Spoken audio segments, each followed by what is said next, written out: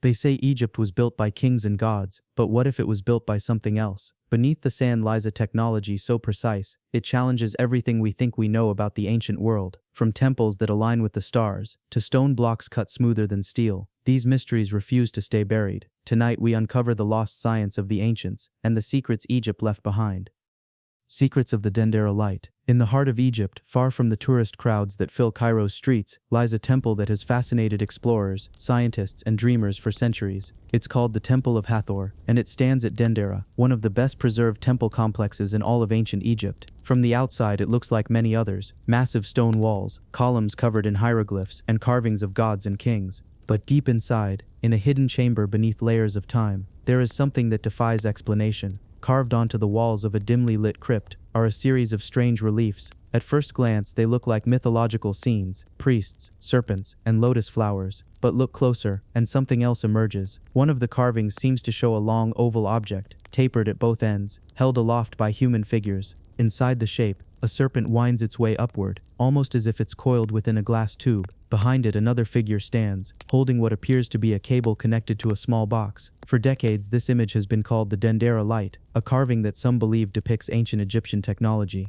electricity, a light bulb. When early archaeologists first explored Dendera in the 19th century, they had no idea what to make of the strange reliefs. They photographed them, copied them, and speculated endlessly about their meaning. To the untrained eye, the shape resembled something far too modern for the world of pharaohs, an enormous lamp, glowing with energy in the hands of priests. It was as if someone had taken a scene from the modern world and carved it into stone thousands of years ago. The official explanation, of course, is far more symbolic. Egyptologists say the reliefs show the myth of creation, the serpent representing divine energy, the lotus symbolizing rebirth, and the bulb shape being a stylized womb or cosmic vessel. In this view, the images aren't technological, they're spiritual, but the Dendera Light refuses to be dismissed so easily. In the 1960s, engineer and electrical researcher Erich von Däniken saw photographs of the carvings and proposed something radical. What if the ancient Egyptians did have access to a form of electricity? What if these carvings weren't symbolic at all, but literal records of forgotten science? His idea sparked controversy and fascination alike. He pointed out the uncanny details, the bulb shape resembling a modern Crookes tube, the cable that looks like a wire, and the box behind it similar to an electrical generator. To him, the Dendera Light was evidence that the ancients possessed knowledge far beyond what history admits. Skeptics argued it was pure imagination, but others began to wonder, could ancient civilizations have stumbled upon natural forms of electricity? Egypt itself is full of mysteries tied to energy and light. The pyramids were built with such mathematical precision that they align almost perfectly with the cardinal directions. Inside them, researchers found traces of sootless walls, suggesting that the inner chambers were lit by something other than torches. No scorch marks, no evidence of flame. So how did they illuminate those dark corridors? Some believe they used polished bronze mirrors to reflect sunlight deep into the chambers. Others suspect a form of primitive chemical light, perhaps a mixture of natural phosphorescence or electrochemical reactions. But the Dendera carvings add another layer to the riddle, because they seem to show light being generated, carried, and used. The crypt where these reliefs are found is not a public tourist site. It lies beneath the temple, in a chamber accessible only through narrow passageways and low ceilings. The air is thick, still, and ancient. Stone pillars rise around you, each etched with symbols that speak of gods and stars. And on those walls the light bulb scenes glow faintly in the soft illumination of modern flashlights. The figures carved alongside the bulb stand in ritual poses, as if worshipping or harnessing the power within. Above them, hieroglyphs describe offerings to the gods of light and life. Some researchers have pointed to these symbols as possible clues, a coded reference to an ancient understanding of electrical energy. Could it be that the Egyptians, masters of geometry and architecture, also mastered forces of nature that we've only recently rediscovered? In 2018, a team of engineers tried something bold. They recreated the Dendera Light as a working model. Using glass, copper, and a low-voltage generator, they built a replica based on the relief's proportions. When power flowed through it, the glass tube emitted a soft glow, eerily similar to the carvings. It wasn't proof of anything, but it showed that the design could function as a light source. Still, skeptics argue that such theories stretch the imagination. They remind us that ancient myths often describe cosmic energy in visual forms, serpents, rays, and waves, long before anyone understood electricity. To them, the Dendera Light is a metaphor, not a mechanism, but others see the metaphor as only part of the truth, because behind every myth lies a fragment of memory. And perhaps in those serpents of light, the Egyptians recorded something they once knew, something that later slipped into legend. Hathor's temple wasn't just a place of worship, It was a center of astronomy, healing, and music. The goddess Hathor herself was associated with love, motherhood, and most intriguingly, the stars. She was sometimes called the Lady of the Sky, and her priests were said to study celestial movements with astonishing precision. If the Dendera reliefs depict light, could it also be starlight, symbolic of the cosmic energy that connects heaven and earth? The ceiling of the temple offers another clue. The famous Dendera zodiac, a massive stone map of the heavens carved with constellations, and the tomb of Osiris, Egypt's underworld gate. Beneath the sands of Egypt, where sunlight fades into eternal shadow, there is said to be a doorway, a passage to the underworld itself. Hidden beneath the Giza Plateau, just a short distance from the Great Pyramid, lies one of the most mysterious sites in all of ancient Egypt. It is known today as the Osiris Shaft, but to those who believe in the old legends, it's something far greater, a tomb not just for a king, but for a god. For centuries, locals whispered of a deep well near the pyramids, a hole that led to the realm of Osiris, Lord of the Dead. Travelers spoke of water that shimmered black in the torchlight, of stairs descending into silence, but for most of history no one dared to venture down. The shaft was sealed by sand, collapsed stones, and myth itself. It wasn't until the late 1990s that archaeologists finally reopened the site. What they found below defied explanation. Layer after layer, chamber after chamber, leading deeper into the earth, a structure unlike anything else in Giza. The descent begins with a narrow opening in the bedrock, a vertical tunnel plunging into the plateau. The air grows cool, damp, and heavy. The first chamber sits about 30 feet down, empty but lined with tool marks. Then another shaft drops below it, leading to a second level, deeper still.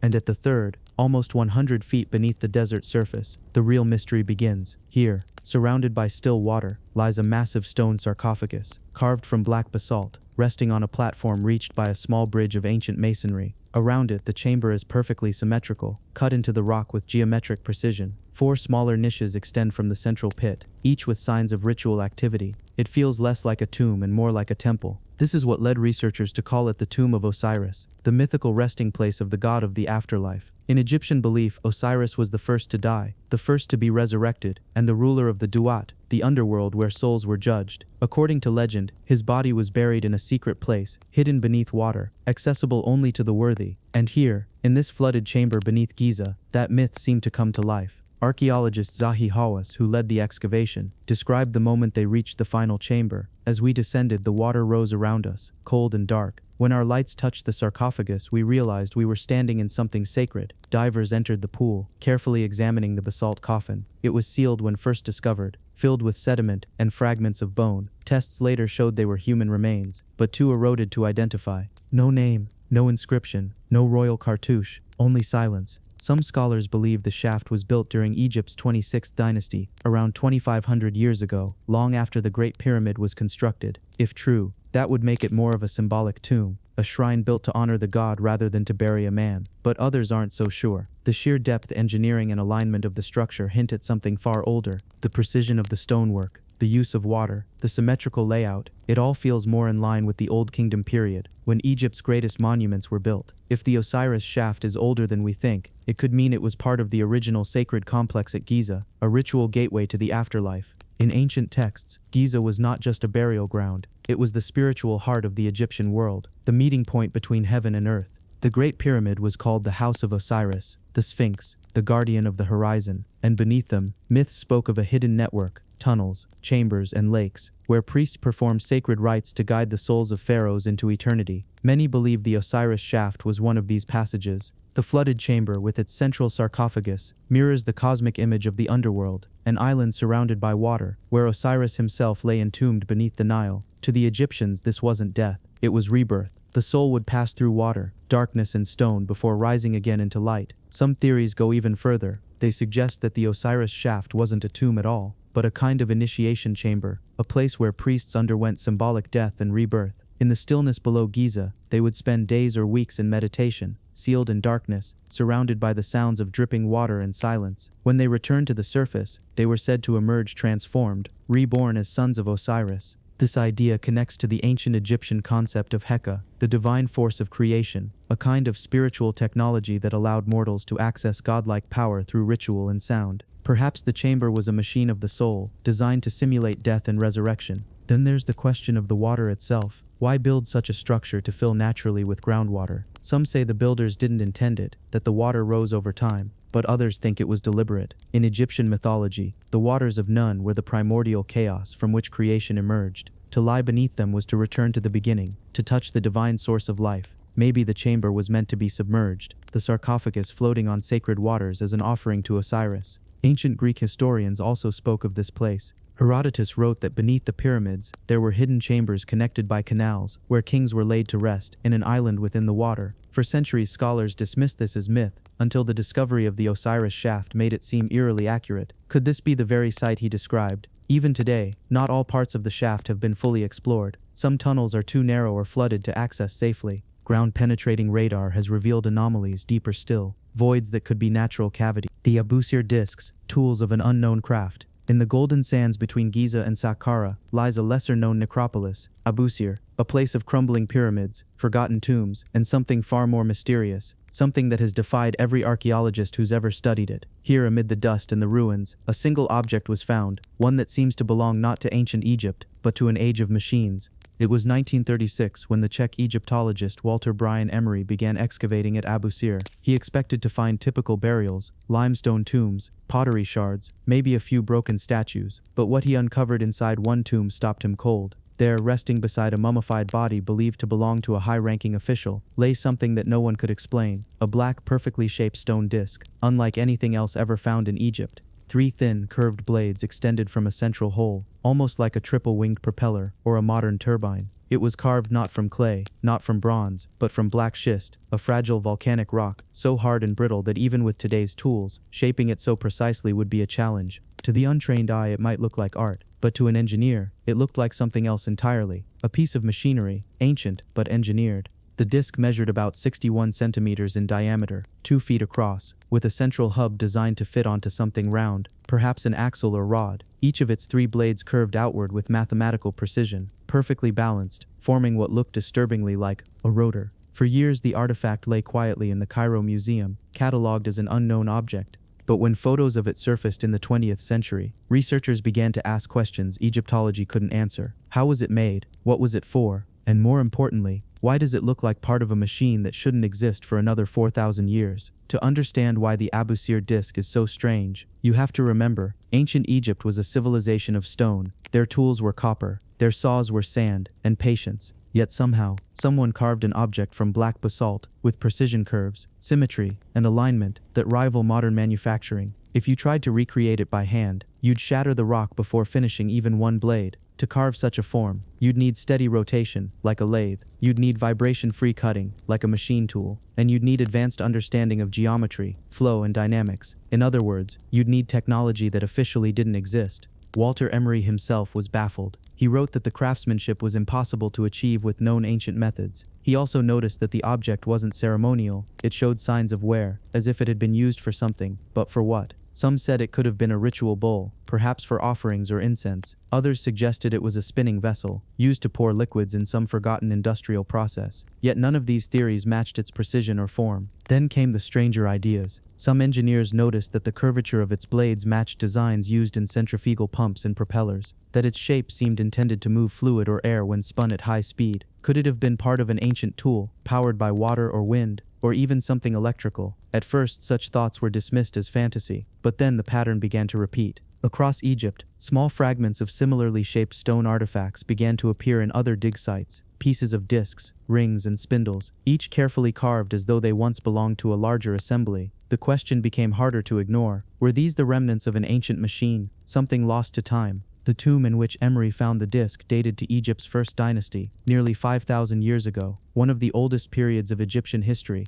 If the dating was accurate, it meant this artifact was created long before the Great Pyramid was even built. Inside the same tomb were other high-precision items, vessels made of hard diorite and quartzite, materials that modern sculptors struggle to shape. The level of craftsmanship in that single burial hinted at knowledge far beyond what historians thought possible for that era. To many researchers, the disc became a symbol of Egypt's technological enigma, the mystery of how such an ancient civilization achieved engineering feats that even now challenge explanation. Some believe the disc had a spiritual purpose, not a mechanical one. They argue that the Egyptians understood vibration and resonance, that the disc was a tool used in rituals involving sound or energy, perhaps even generating harmonic frequencies to communicate with the gods. After all, the temples of Egypt were tuned, literally, to resonate with the human voice. Could the disk have been part of such a system? Others see it differently, as a relic of forgotten knowledge. Maybe, they say, it wasn't Egyptian at all. Perhaps it was inherited, a leftover from a lost civilization, older than the Nile itself. Legends tell of Zep-Tepi, the first time, when gods walked among men and taught them the secrets of architecture, astronomy, and craft.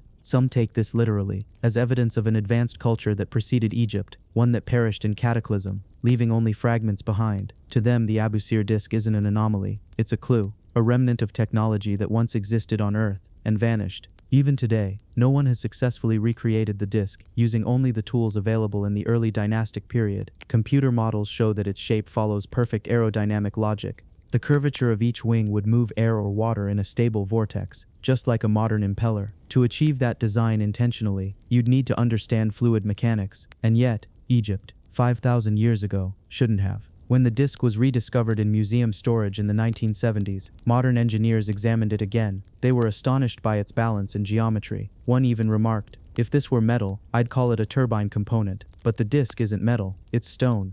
And no traces of spinning mechanisms, axles, or machines were ever found nearby. So what was it for? Maybe it was symbolic, a representation of motion, of the eternal cycle of creation. Maybe it was a sacred object meant to embody the power of the gods. Or maybe it was the last surviving piece of something far older, a tool whose purpose we can no longer understand. Standing in the Cairo Museum today, you can still see the Abusir disk, small, dark, unassuming behind glass. Tourists walk past it without a second glance. But those who stop, who really look at it, feel something different, a sense of precision that shouldn't exist, a whisper of something forgotten, a craft, a science, a technology beyond time. Perhaps that's the real mystery, not what the disk did, but what it represents, the possibility that history as we know it is incomplete. The mystery of the Black Pyramid. Deep in the Egyptian desert, about 40 kilometers south of Cairo, lies a place few tourists ever visit. The air is dry, the horizon endless, and the sand burns gold beneath the sun. From afar you see the great pyramids of Dashur, the bent pyramid, the red pyramid, and hidden nearby, a darker shape,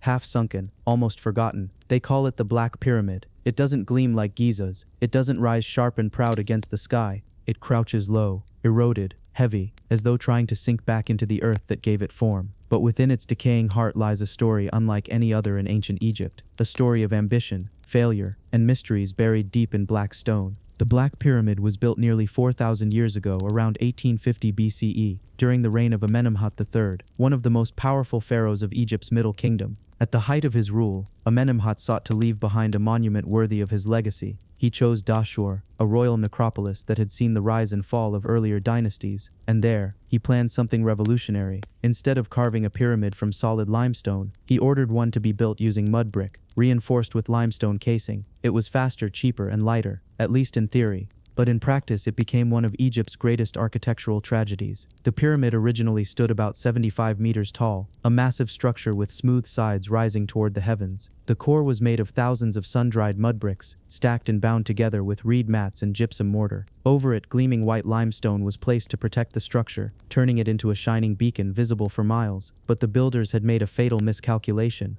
Beneath the site was soft clay soil, unstable and prone to shifting, and unlike solid stone pyramids, this one relied on fragile inner chambers and long descending corridors. As the weight increased, the foundation began to sink. Cracks spread through the walls. The pyramid started to buckle. Before Amenemhat III was even buried, his masterpiece was already collapsing. From the outside, it still appeared grand, but inside, disaster was unfolding. The tunnels warped, the ceilings fractured, the entire structure groaned under its own weight. The ancient engineers fought to reinforce it, adding new supports, bracing walls, filling gaps, but nothing could stop the slow, inevitable failure. It was as if the desert itself was reclaiming what humanity dared to raise. Eventually, the pharaoh abandoned his dream. He ordered the construction of a new pyramid at Hawara, leaving the Black Pyramid behind, half-sunken, unstable, and cursed by its own design. For centuries, the sands of Dashur covered it, preserving its secret heart. When explorers rediscovered it in the 19th century, they were astonished to find something unique. Unlike most pyramids, the Black Pyramid wasn't a tomb for one person, but for an entire royal family. Beneath the mound, archaeologists found a labyrinth of tunnels carved deep into the earth, connecting multiple chambers. There was a sarcophagus for Amenemhat III, and additional burial chambers for his queens and daughters. This design had never been seen before. A pyramid meant not just for a pharaoh's eternity, but for his bloodlines, a monument of dynasty, carved in fragile mud and faith. What truly fascinated researchers, though, was the pyramid's inner construction. The passageways are unlike those in earlier pyramids, sloping at unusual angles, turning abruptly, twisting like veins beneath stone. At the center lies a massive black granite sarcophagus, precision cut, so tightly sealed that not even a sheet of paper could pass between its lid and base. Despite the pyramid's collapse, that granite work remains flawless, as if time itself dared not damage it. This juxtaposition, a collapsing mud brick shell around a core of near-perfect granite, tells a strange story. A story of contrast between decay and perfection, weakness and mastery, as if two civilizations built one structure, one struggling against nature, the other defying it. Then came the deeper questions. If the Black Pyramid was such a failure, why did Amenemhat choose to experiment with this new form at all? Why risk his eternal resting place on untested methods? Some historians suggest desperation, that after centuries of pyramid building, Egypt's quarries were exhausted, and cheaper materials were needed. But others see something else, a transition, a shift in technology, or belief. The Black Pyramid shows signs of engineering techniques far ahead of its time. Some of its passages are lined with perfectly leveled stone, cut with symmetry that would require modern measuring tools. Others feature mysterious grooves, suggesting the use of machinery or unknown methods of smoothing. Even the sarcophagi bear marks that resemble rotary cutting, not hand chiseling. Could it be that Amenemhat's builders possessed technology we've since lost, a craft inherited from an older world? Among Egypt's more esoteric circles, whispers spread that the Black Pyramid was not simply a tomb, but a power station of sorts, a temple designed to harness energy. Its structure, they said, mirrored the geometry of vibration and resonance. Beneath it, channels and cavities might have amplified sound or natural electromagnetic currents, and the granite chambers, rich in quartz, could have acted as capacitors. To mainstream scholars, this is myth, but to those who study ancient acoustics, the possibility lingers. After all, Egypt's temples were designed to sing, their walls echoing with specific frequencies when chants or instruments were played. Could the Black Pyramid, with its unique multi-chambered design, have been part of that tradition, an instrument of the earth itself? When the first explorers entered its ruins in the 1800s, they described a strange atmosphere inside. The air was unnaturally cool, sound seemed to vanish. Even whispers were swallowed by the mud brick walls. In the flickering torchlight, they saw the blackened remains of stone corridors, leading deeper into what felt like a subterranean maze. One chamber, they said, was filled with the crystal lenses of Egypt. In quiet museum halls in Egypt, tucked among golden masks, carved statues, and ancient scrolls, lie objects that often go unnoticed. Small, smooth, oval pieces of crystal, barely larger than a coin. At first glance, they seem decorative, perhaps simple ornaments placed in tombs. But look closer. Each one is polished with precision, convex, transparent, perfectly shaped, like a lens. These are the crystal lenses of ancient Egypt, artifacts that suggest an understanding of light and optics thousands of years before modern science. The first of these lenses were discovered near Thebes. Later finds appeared in Saqqara, Abydos, and other sites. Some were buried with surgical tools, others near hieroglyphs carved with microscopic precision. They magnify details, enhancing vision by nearly 50%. This level of craftsmanship is astounding for an age without glass-making techniques we take for granted. Modern researchers have studied these lenses under microscopes. They found wear patterns consistent with rotation, polishing, and repeated use. This isn't artistry for art's sake. These were tools, instruments for seeing the fine details of the world. Whether in hieroglyphic carving, medical procedures, or ritual observance, the Egyptians were masters of geometry, proportion, and astronomy. Temples aligned with solstices, obelisks marking the stars, and monumental statues carved with uncanny accuracy. Yet light, the behavior of light, the bending, focusing, and magnifying of it, is thought to have been a much later discovery. And yet here it lies in these small crystal discs. Some lenses were found in temples dedicated to Sekhmet, the goddess of medicine. Her priests were called the ones who see clearly. Perhaps they used these crystals to examine minute details, to heal, to study, or to conduct sacred rituals.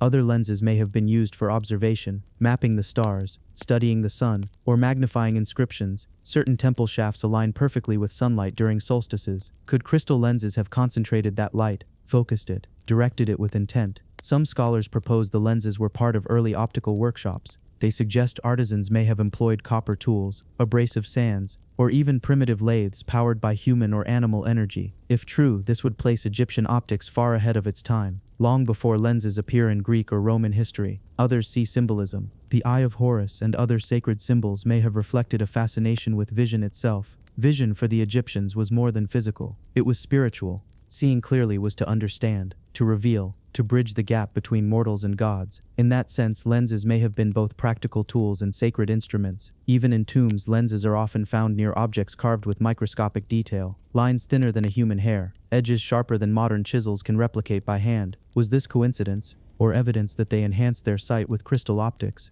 Texts from the Middle Kingdom describe the mirror of heaven, a polished crystal used to observe the lights of the gods. To modern ears, poetic. To some, it's an early telescope of sorts, a device to study the heavens with precision. Skeptics argue that these lenses were symbolic, decorative eyes, ornaments for statues, or parts of jewelry, but the precision of the polish, the curvature, and signs of wear suggest use, not decoration. Someone knew how light worked. Someone harnessed it. Some researchers even theorize that lenses may have been part of ritual light amplification. Sunlight focused through crystal onto sacred statues, illuminating symbols at precise times of year. Light and faith intertwined. Science and ritual blended into one. The mystery deepens when you consider the material. Quartz crystals are hard, challenging to shape. Creating a perfect convex lens from such stone would take months of patient grinding, an extraordinary feat of craftsmanship and knowledge. And yet multiple lenses have been found across Egypt, suggesting this was intentional and widespread, not accidental. Even today, under museum lights, these lenses still focus, magnify and bend light in subtle ways. Silent witnesses to an age when humans explored the unseen with nothing but skill, patience and curiosity. The Egyptians may have understood not only stone and geometry, but the very nature of vision itself. The crystal lenses are perhaps one of the most overlooked mysteries of Egypt, too advanced for their time, too precise to be dismissed as ornaments. They blur the line between science and sacred ritual, between observation and belief, and they remind us that history often holds knowledge we are only beginning to rediscover. From temples to tombs, the lenses quietly reveal a civilization that sought not only to leave monuments in stone, but to see beyond the limits of human perception. The Colossi of Memnon and Sonic Engineering. On the western bank of the Nile, near Luxor, stand two massive statues, the Colossi of Memnon. Each one towers over 60 feet high, carved from single blocks of sandstone, bearing the seated image of Pharaoh Amenhotep III. For centuries, travelers, historians, and locals marveled at these silent giants, guarding the Theban necropolis. Yet for a long time, one of these statues was anything but silent. In the early mornings, especially after the rising sun touched the stone, visitors reported a mysterious sound, a low, melodic hum, sometimes described as a singing or whistling. The ancients were astonished. They believed the statue of Memnon, a mythical hero from the Trojan War stories, was speaking. Pilgrims came from across Egypt and beyond to hear this voice of the gods. Strabo, the Greek historian, documented it in 24 BCE. Pliny the Elder described it as a musical note that seemed to emanate from the statue itself. For nearly a millennium, this phenomenon fascinated and perplexed scholars. The colossi were no ordinary statues. Each one weighs over 700 tons. The precision in carving and placement is staggering, especially considering the technology available in the 14th century BCE. But it is the sound that raises the most questions. For centuries, people speculated, was it divine intervention, a miracle attributed to Amenhotep III, or perhaps an unexplained natural occurrence? Modern science began to investigate. Researchers in the 20th and 21st centuries found that temperature changes in the sandstone may have caused the singing. The intense morning sun would heat the stone unevenly. Moisture trapped within the porous rock would expand, creating vibrations that produced the low humming or whistling noise. Yet there's more. The colossi were heavily damaged during an earthquake in 27 BCE. Cracks formed along the sandstone, changing the acoustics. It is believed that the original singing was far more pronounced before the seismic events. Some accounts from Roman travelers describe a voice so loud it could be heard at a great distance. This makes the Colossi of Memnon a remarkable example of ancient sonic engineering, though likely unintentional. The way the stone reacts to sunlight, temperature, and humidity creates a natural resonance chamber, a colossal musical instrument carved into the shape of a pharaoh. The design of the statues adds to the mystery. Both figures are seated with hands resting on their knees, gazing eastward toward the rising sun. Sunlight strikes the statues at different angles throughout the year. During equinoxes, the effects may have been strongest, enhancing vibrations in the stone. Archaeologists also note that the colossi were part of a larger temple complex, the mortuary temple of Amenhotep III. This was one of the largest in ancient Egypt. Though much of it has been lost to time, it is possible that the acoustics of the temple grounds amplified the morning sounds. Visitors may have heard a combination of stone resonance and wind interacting with the ruins. To the ancient Egyptians, sound was deeply symbolic. Rituals often involved music, chanting, and the resonance of stone or metal objects. Could the Colossi's voice have been interpreted as Amenhotep III's presence, a spiritual reminder that the king's power persisted even after death? Perhaps it was a way for the living to feel connected to the divine, through a natural phenomena amplified by architecture. Modern acoustic engineers have tried to replicate the effect. Using 3D scans and computer models, researchers recreated the statue's resonances, confirming that temperature, moisture, and cracks can produce audible sounds. Yet, even with advanced technology, the precise notes described in historical records remain difficult to match. There is an element of mystery that defies full scientific explanation. The colossi also tell a story of endurance and human ingenuity.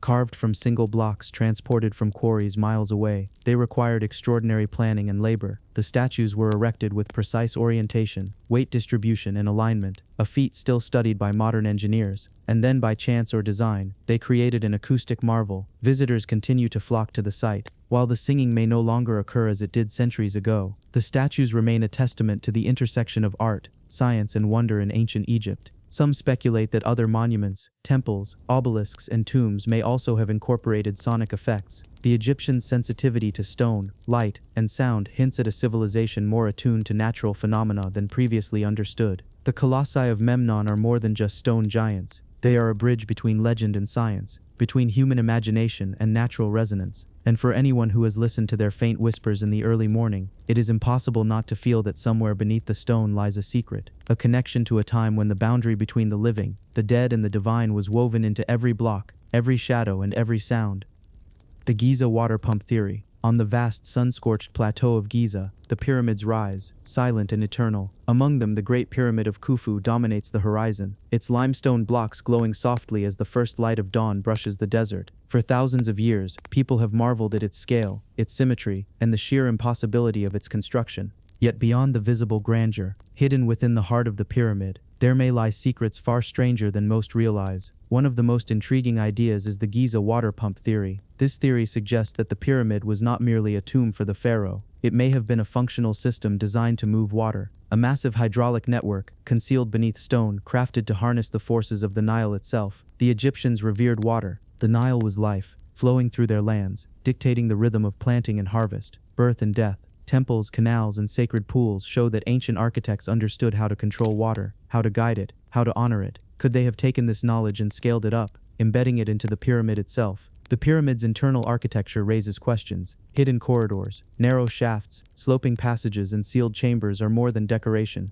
Some researchers propose that these spaces could have channeled water. Flowing through these shafts, water could reduce friction on massive limestone blocks, help lift them into place, or even generate pressure to move materials internally. Imagine the scene. Thousands of workers laboring in the desert heat, pulling, dragging, and guiding massive stones, water flowing silently beneath, easing their task. The pyramid itself, a silent partner, designed with invisible efficiency. The corridors and chambers are precise, slopes calculated, angles measured, spaces carved with exacting care. The stones align perfectly, forming a labyrinth of channels that may have guided water from one part of the structure to another. The sun's light, falling at just the right angle, could illuminate these passages, revealing the hidden paths water once traveled. Ancient Egyptian texts speak often of water. It was sacred, a symbol of life and rebirth.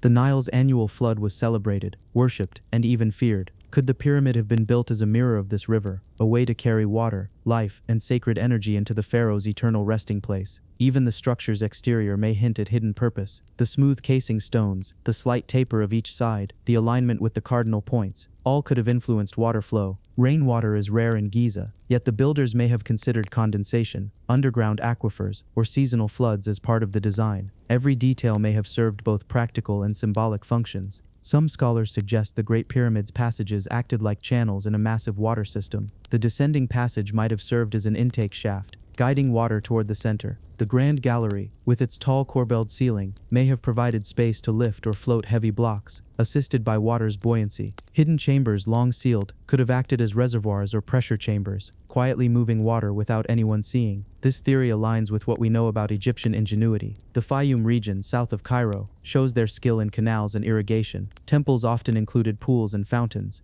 The Egyptians understood hydraulics in ways that remain remarkable even today. Some go further, suggesting that water was not only practical, but ritualistic. Flowing water within the pyramid could symbolize the sacred flood of the Nile, connecting the pharaoh to life, death, and rebirth. Perhaps sound and resonance played a role. Water-filled corridors might amplify chants or instruments, creating a symphony of subtle echoes, filling the stone halls with music of the gods. Even modern experiments hint at plausibility. Engineers have shown that water can help move massive stones over smooth surfaces, reduce friction, and distribute weight. If the Egyptians discovered this principle centuries before anyone else, it speaks to their mastery of both nature and engineering. Imagine standing in the desert today. The sun is hot on your back. You gaze at the Great Pyramid. Its edges glow. The stones seem ordinary at first, but imagine what lies inside. Hidden channels, ancient shafts, empty chambers, water flowing silently beneath the weight of the stone, moving in a system no human can fully trace. And consider this: the pyramid was built to last for eternity. Its builders understood gravity, weight, and geometry. Perhaps they also understood water,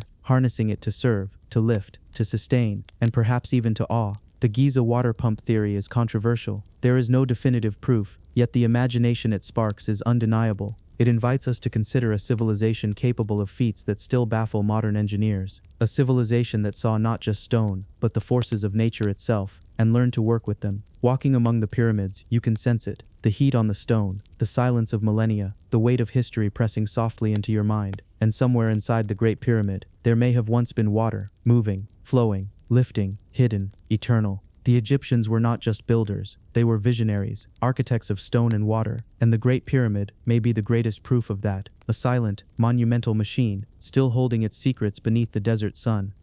The secret code of hieroglyphs. On the walls of ancient temples, tombs, and monuments across Egypt, symbols twist and curve with quiet purpose. They are hieroglyphs, pictorial scripts that, for thousands of years, carried the thoughts, beliefs, and knowledge of an ancient civilization. At first glance, they appear decorative, elegant lines, small birds, coiled snakes, and strange human figures. But each symbol has a voice, each line a meaning, waiting to be understood. The ancient Egyptians used hieroglyphs to communicate across time. Kings, priests, and scribes recorded their achievements, religious rituals, and daily life. Yet beyond the obvious, some hieroglyphs may hide secrets deeper than anyone can fully grasp. The Egyptians were masters of symbolism, and symbols can serve more than one purpose. Many hieroglyphs have been decoded. Scholars can read stories of pharaohs, offerings to gods, and funerary texts. The Book of the Dead, carved in stone, or painted on papyrus, guides the soul through the afterlife. Yet, for every symbol we understand, there are countless others whose meaning remains elusive. Some researchers suggest that hieroglyphs were more than writing. They may contain mathematical formulas, hidden architectural plans, or even knowledge of astronomy. Temples like Karnak and Dendera, pyramids and tombs, all show patterns that correspond to the stars, the Nile's cycles, and the rising sun. Was it possible that hieroglyphs were also a code, a language designed to conceal as much as it revealed? The Egyptians were secretive about their most sacred knowledge. Priests guarded rituals, scribes protected their scripts, and kings ensured that only the worthy could enter the tombs. Symbols could serve as both instruction and mystery. What looked like a bird or a loaf of bread could be part of a formula, a ritual instruction, or even a map to hidden chambers. Consider the hieroglyphs of the Dendera temple, for example. Among the carvings, some images are difficult to interpret. Elongated bulbs, strange tubes, and coiled shapes. Were they purely symbolic, or did they encode advanced knowledge, disguised as religious imagery? Some theorists suggest that these symbols hint at engineering principles, astronomical knowledge, or even lost technologies. The Rosetta Stone was a breakthrough. With Greek alongside Egyptian text, scholars finally began to unlock hieroglyphs. Yet even today, certain inscriptions resist complete translation. Subtle nuances, symbolic layers, and double meanings make them slippery to fully understand. Some hieroglyphs may also carry phonetic clues, creating a system that is both sound and image. A single symbol could represent a concept, a syllable, or a complex idea. This made the language versatile, poetic, and perhaps intentionally mysterious. Beyond language, hieroglyphs might also have been tools of power. Rituals, incantations, and spells were carved into walls, often in places few could reach. The act of writing, reading, or even seeing these symbols may have had a spiritual effect. Hieroglyphs were not just communication, they were a bridge between the physical world and the divine. Consider the possibility that some inscriptions were intended to encode technology. Hidden diagrams, principles of mechanics, or knowledge about stone construction may be embedded in plain sight. Without the proper context, their true purpose remains obscured. Even today, archaeologists continue to uncover walls covered in hieroglyphs that hint at lost stories. Temples and tombs are full of secrets, waiting silently, quietly, for those who might one day understand. And yet, every time we decode one part, more questions emerge. What was once knowledge may now appear magical or impossible, reminding us how much has been lost over time. Hieroglyphs are also linked to the cosmos. Some inscriptions align with stars, the sun's path, and celestial events. The Egyptians may have used their writing as a tool to chart time, seasons, and even eternity. It is a language of both earth and sky, where every symbol carries weight, meaning, and perhaps a secret still beyond our reach. Walking through an ancient tomb, surrounded by hieroglyphs, one can feel a quiet presence. The walls seem alive, whispering stories, knowledge, and warnings. They invite careful attention.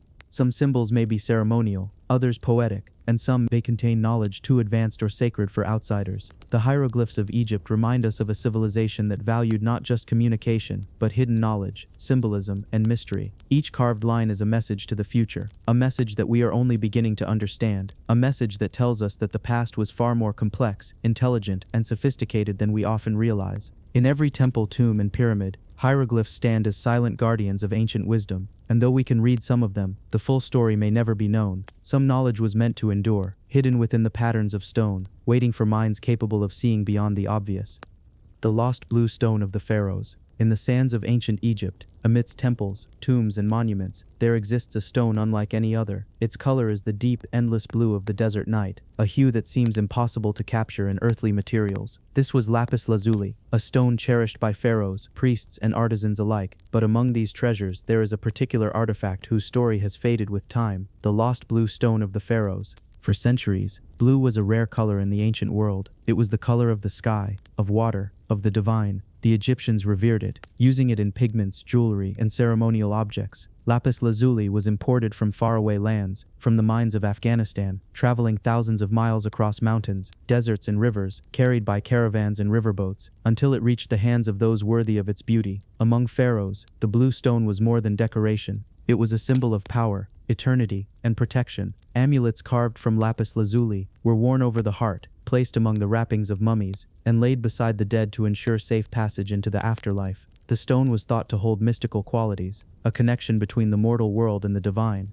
Yet one particular stone, mentioned in fragments of texts and hinted at in temple carvings, has vanished from history. Known simply as the lost blue stone, it was said to glow even in darkness, a sapphire light that could illuminate the deepest tombs. Some believed it was a gift from the gods themselves, a source of knowledge and protection, passed only to the most revered pharaohs. Archaeologists have searched through burial chambers, temple caches, and sun-baked ruins for any trace of it. Fragments of blue stone have been found in jewelry, scepters, and ceremonial items, but the legendary piece, the one that shone like a fragment of the night sky, has never been recovered. It may have been stolen, buried with a lost king, or perhaps destroyed in a forgotten fire. Its absence has fueled speculation for generations. The stone's significance is evident in the care the Egyptians gave to lapis lazuli. Every inch was carved with precision, every fragment polished to catch the light just so. In the hands of a skilled artisan, it became more than a gem. It became a conduit of power, a reflection of eternity. Some scholars suggest the lost blue stone had properties beyond its beauty. It may have been used in rituals believed to amplify energy, heal illness, or protect the living from harm. Others think it served as a marker of authority, a token of divine legitimacy for the pharaoh. Wherever it was placed, it was meant to be noticed, a reminder of the godlike power entrusted to kings. Consider the story of Tutankhamun. Among his treasures were thousands of items crafted with lapis lazuli, scepters, scarabs, and amulets glittered with the deep blue, each piece painstakingly carved. Yet even in this remarkable collection, there is no trace of the legendary lost blue stone. Its story exists only in whispers, in hieroglyphs, in fleeting mentions in temple records, and in the imagination of those who study Egypt's mysteries. The stone may have been part of a ritual chamber, hidden away in secret rooms beneath the sands. Some tombs contain small, undisturbed chambers with traces of pigment, carved niches, and blue shards. Could one of these have housed the stone, or did it vanish before history could fully record it? Lapis lazuli itself was rare, precious, and heavy with meaning. Its journey from distant mines to the hands of pharaohs was perilous. Caravans traversed mountains, rivers, and deserts, risking bandits, floods, and sandstorms. The stone was more than a commodity. It was a bridge, from earth to sky, from mortal to divine, from life to eternity. The lost blue stone may have been unique. Perhaps it was larger, purer, or imbued with ceremonial significance far greater than ordinary lapis lazuli.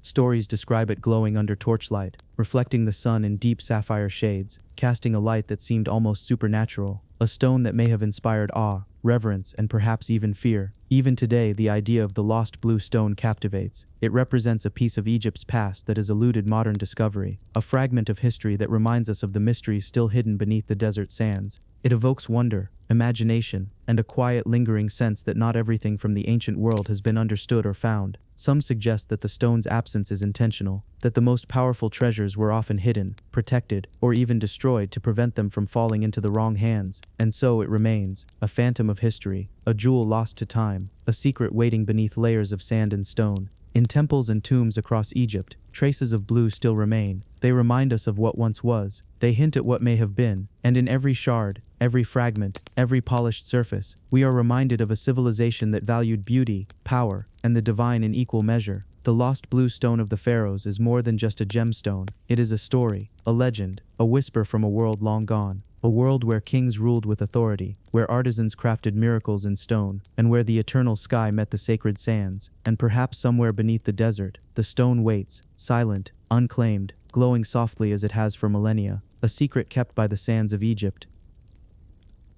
The Valley Temple's perfect cuts. In the shadow of the Great Pyramid lies the Valley Temple of Khafre, an architectural marvel that has captivated explorers, historians, and engineers for centuries. Unlike the pyramid itself, which rises dramatically toward the sky, the Valley Temple sits closer to the earth, built of enormous blocks of granite, each weighing tens of tons, carefully placed with astonishing precision. Walking along its ancient corridors, one notices something extraordinary. The blocks fit together so perfectly that even a razor blade cannot be inserted between them. No mortar fills the gaps, no cement seals the joints, yet the stones align flawlessly, straight and true, as if cut to match an invisible template. The precision is astounding, even by modern standards. Granite is a hard, dense stone, resistant to carving, shaping, and polishing. For the ancient Egyptians to extract, transport, and fit these massive stones with such care suggests knowledge, skill, and tools far beyond what most historians attribute to them. Archaeologists have spent decades studying the joints. Some suggest that copper tools, sand, and sheer labor created these perfect cuts. Others propose advanced techniques lost to time, methods so refined that we can barely replicate them today. Could the Egyptians have discovered tools or methods that allowed them to slice granite with surgical accuracy?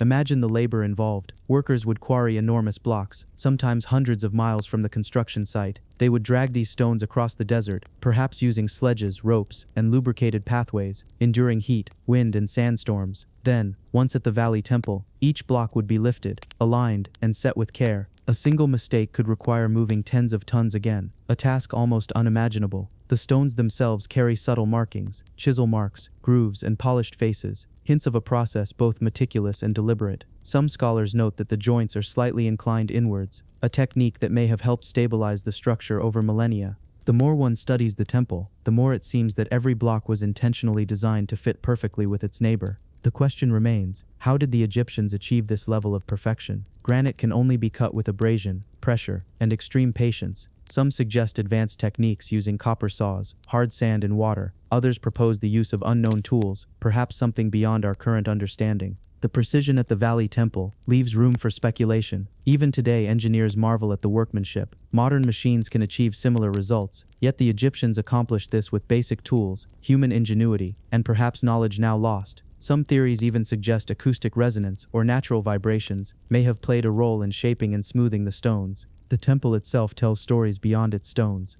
It served as a place of ritual, a space where Pharaoh Khafre's body was prepared before burial, and where priests conducted ceremonies connecting the living and the divine. The perfection of the construction may have been both practical and symbolic. Precise cuts would ensure structural stability, but they also reflect an understanding of harmony, order, and cosmic alignment. Many visitors and archaeologists note an almost otherworldly feeling when inside the temple. The blocks are enormous, yet they seem to fit together effortlessly. Walking through the halls, one can almost imagine the sound of workers in the past, chisels striking stone, the hum of labor, the guiding hands of master craftsmen, and in that quiet, it is easy to sense the skill, dedication, and intelligence of those who built it. The Valley Temple's precision is more than a technical achievement. It is a window into the minds of the ancient Egyptians, a civilization capable of planning, executing, and perfecting monumental architecture without modern machinery. A culture that valued not just scale, but detail, not just function, but perfection. Some researchers propose that the alignment and joint work also had practical purposes beyond aesthetics. Tightly joined stones resist erosion, shifting, and earthquakes. Over millennia, the temple has remained remarkably intact, a testament to design choices that ensured endurance.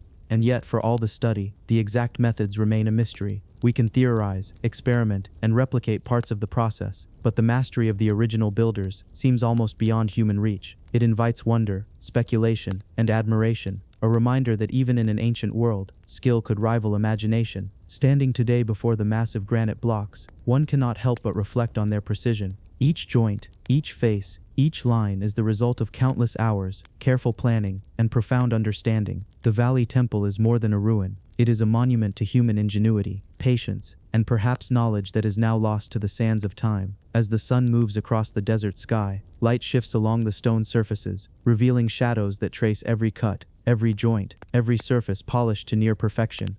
It is a quiet testament, a reminder that the ancient Egyptians were not just builders, but visionaries, architects, and engineers whose understanding of stone remains astonishing, even thousands of years later. The Valley Temple stands today as both mystery and marvel. Its perfect cuts, its alignment, its enduring presence speak to a civilization that blended precision, art, and science in a way that continues to challenge our understanding. And as we study it, we are reminded that some of the greatest achievements of human history still defy explanation. The Nilometer of Cairo. Along the banks of the Nile, in the heart of Cairo, there exists a structure that seems almost simple at first glance. A stone staircase descending into the river, a well-like chamber, and a system of markings on the walls. This is the Nilometer, an ancient instrument designed to measure the waters of the Nile, the river that shaped the life, culture, and survival of Egypt for millennia. The Nile was the lifeblood of Egypt. Its floods determined the fertility of the soil, the success of crops, and the wealth of the kingdom. Too little water, and famine would strike. Too much water, and villages, temples, and fields could be swept away. For the ancient Egyptians, understanding the river's behavior was not a convenience, it was a matter of life and death. The Nilometer was more than a tool, it was a bridge between nature and human planning. Constructed with careful precision, it allowed priests and officials to measure the height of the river. This measurement dictated taxes, agricultural planning, and even religious rituals. A rise of a few cubits could signal abundance or disaster, and the markings in the Nilometer were closely observed, recorded, and interpreted. There were different types of Nilometers throughout Egypt. Some were simple vertical pillars placed directly in the river. Others, like the one in Cairo, were sophisticated wells, connected to the Nile via channels, with precise steps leading down to the water. Each step corresponded to a specific level, allowing observers to calculate the volume of water entering the floodplains. The construction itself required advanced knowledge of engineering. The chamber had to remain stable under fluctuating water pressure. The steps and walls had to endure floods and erosion for centuries. Water had to flow freely without contamination or obstruction. In a land so dependent on the river, the Nilometer was a silent guardian, quietly ensuring that life could continue. The Nilometer was also a spiritual instrument. Priests, who often oversaw its readings, interpreted the results not only for practical purposes, but as signs from the gods. The rising waters of the Nile were sacred, a gift from Hapi, the god of the river. The Nilometer allowed humans to communicate with the divine in a practical sense, predicting outcomes and ensuring balance between people, land, and the river. For centuries, Egyptian scribes meticulously recorded the levels of the Nile, noting the heights and their consequences. They correlated the river's behavior with crop yields, social stability, and prosperity. The Nilometer was thus both a scientific instrument and a historical archive, one that connected observation, measurement, and human survival in an elegant system. The Cairo Nilometer, built on the island of Rhoda, has survived centuries of change, flood, and city growth. Its stone steps and markers still descend to the water, as precise as when they were first laid. Even today, it stands as a testament to ancient Egyptian ingenuity, a civilization that understood the rhythm of a river better than many would understand it today. Some researchers suggest that the Nilometer also reflects knowledge of hydrodynamics far ahead of its time. The design ensures accurate readings despite fluctuations, debris, or seasonal variations. The chambers are aligned to allow consistent water flow, avoiding turbulence and error. It is simple in appearance, yet sophisticated in function. The practical importance of the Nilometer cannot be overstated. Its readings influence tax collection, the distribution of grain, and even political stability. A failed measurement could lead to unrest or famine. The ancient Egyptians built an entire system around the river, and the Nilometer was the central instrument in that system, a bridge between human order and natural rhythm. Even in its age, the Nilometer was revered.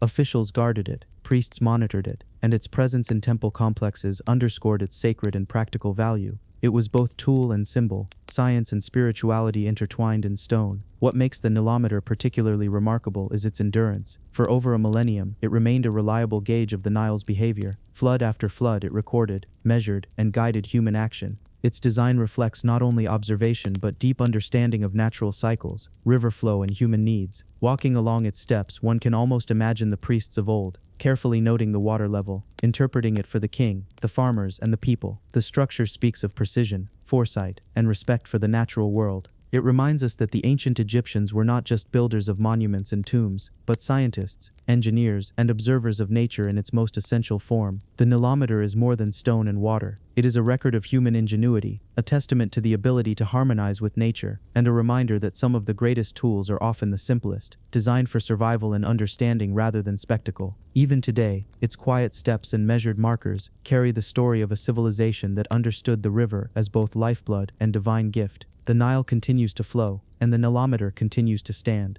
a symbol of balance, precision, and ancient wisdom that shaped the course. The solar alignment of Abu Simbel, high on the banks of the Nile, carved directly into the cliffs of southern Egypt, stand the imposing statues of Abu Simbel. Four colossal figures of Ramses II gaze out over the desert, guardians of a temple built more than 3,000 years ago. Yet beyond the grandeur of these monumental figures lies a phenomenon that has fascinated scholars, astronomers, and visitors alike for centuries: the temple's solar alignment. Twice a year on very specific dates, the first rays of the sun penetrate the temple's entrance and illuminate the statues within. Not the entrance, not the walls, but the statues themselves, particularly Ramses II and the gods seated alongside him. The precision required for this alignment is extraordinary. It is more than architecture, it is celestial engineering, a marriage of stone and sky. The phenomenon occurs around February 22 and October 22, believed to mark Ramses II's birthday and coronation. For 2 days, sunlight travels through the temple's corridor and strikes the inner sanctuary in a carefully timed display. This alignment would have required meticulous observation of the sun's path, precise calculations, and flawless construction. The builders had no modern tools, yet they achieved a level of astronomical accuracy that continues to inspire awe today.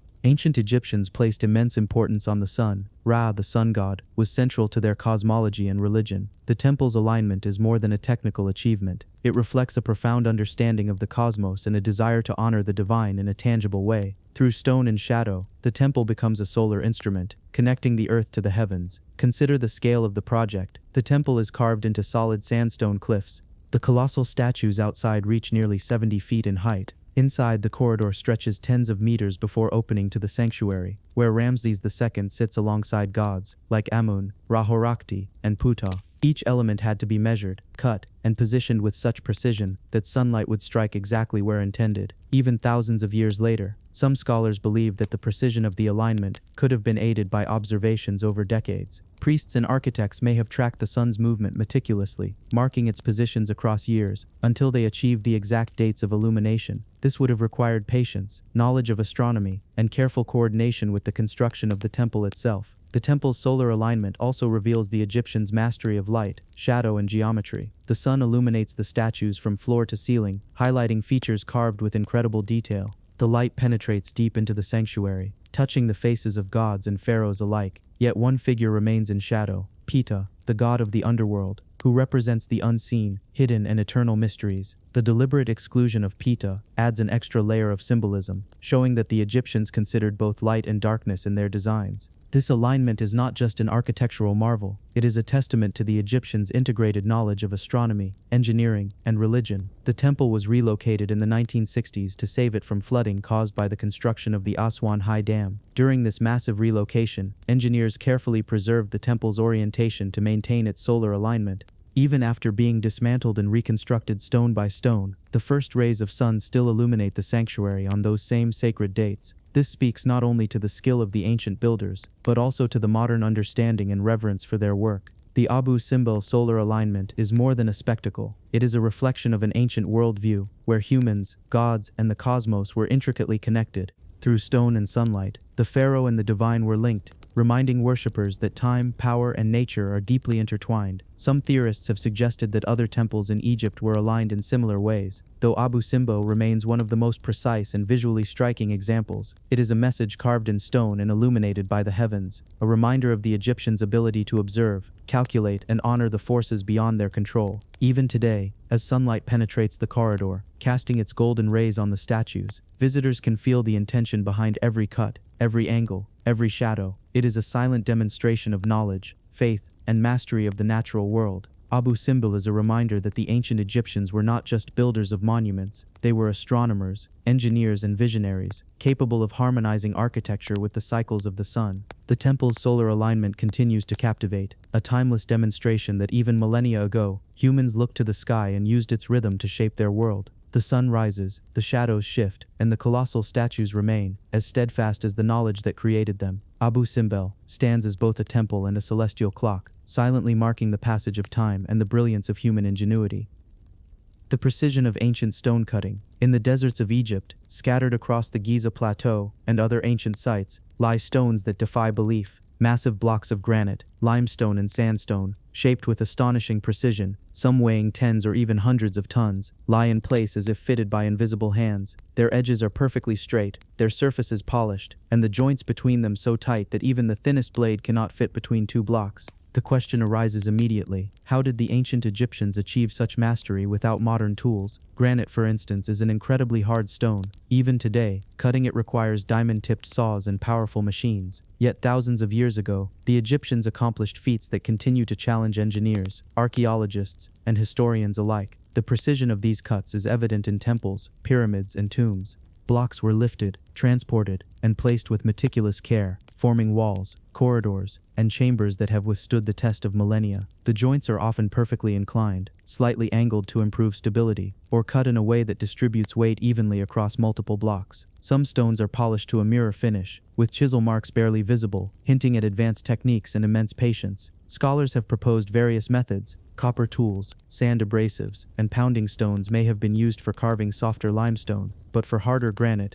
these methods seem insufficient to explain the flawless cuts and precise angles observed in sites such as the Valley Temple of Khafre or the Great Pyramid. Some researchers speculate that unknown techniques or tools may have existed, now lost to time. The placement of these stones is just as extraordinary as the cutting. Massive granite beams weighing several tons were transported from distant quarries, often hundreds of miles away, across deserts and along the Nile. Ropes, sledges, wooden rollers, and lubrication may have been used, but the exact methods remain a subject of debate. The stones were not only moved but fitted perfectly into their final positions, aligning with neighboring blocks so precisely that the walls appear seamless. The precision was not merely functional, it was also symbolic. The Egyptians believed in order, harmony, and balance, concepts reflected in their construction. Perfectly cut stones and precise alignments mirrored their worldview. The cosmos was orderly, the pharaoh divine, and the temples eternal. Engineering, aesthetics, and spirituality were inseparably intertwined. Consider the granite sarcophagi found in some pyramids.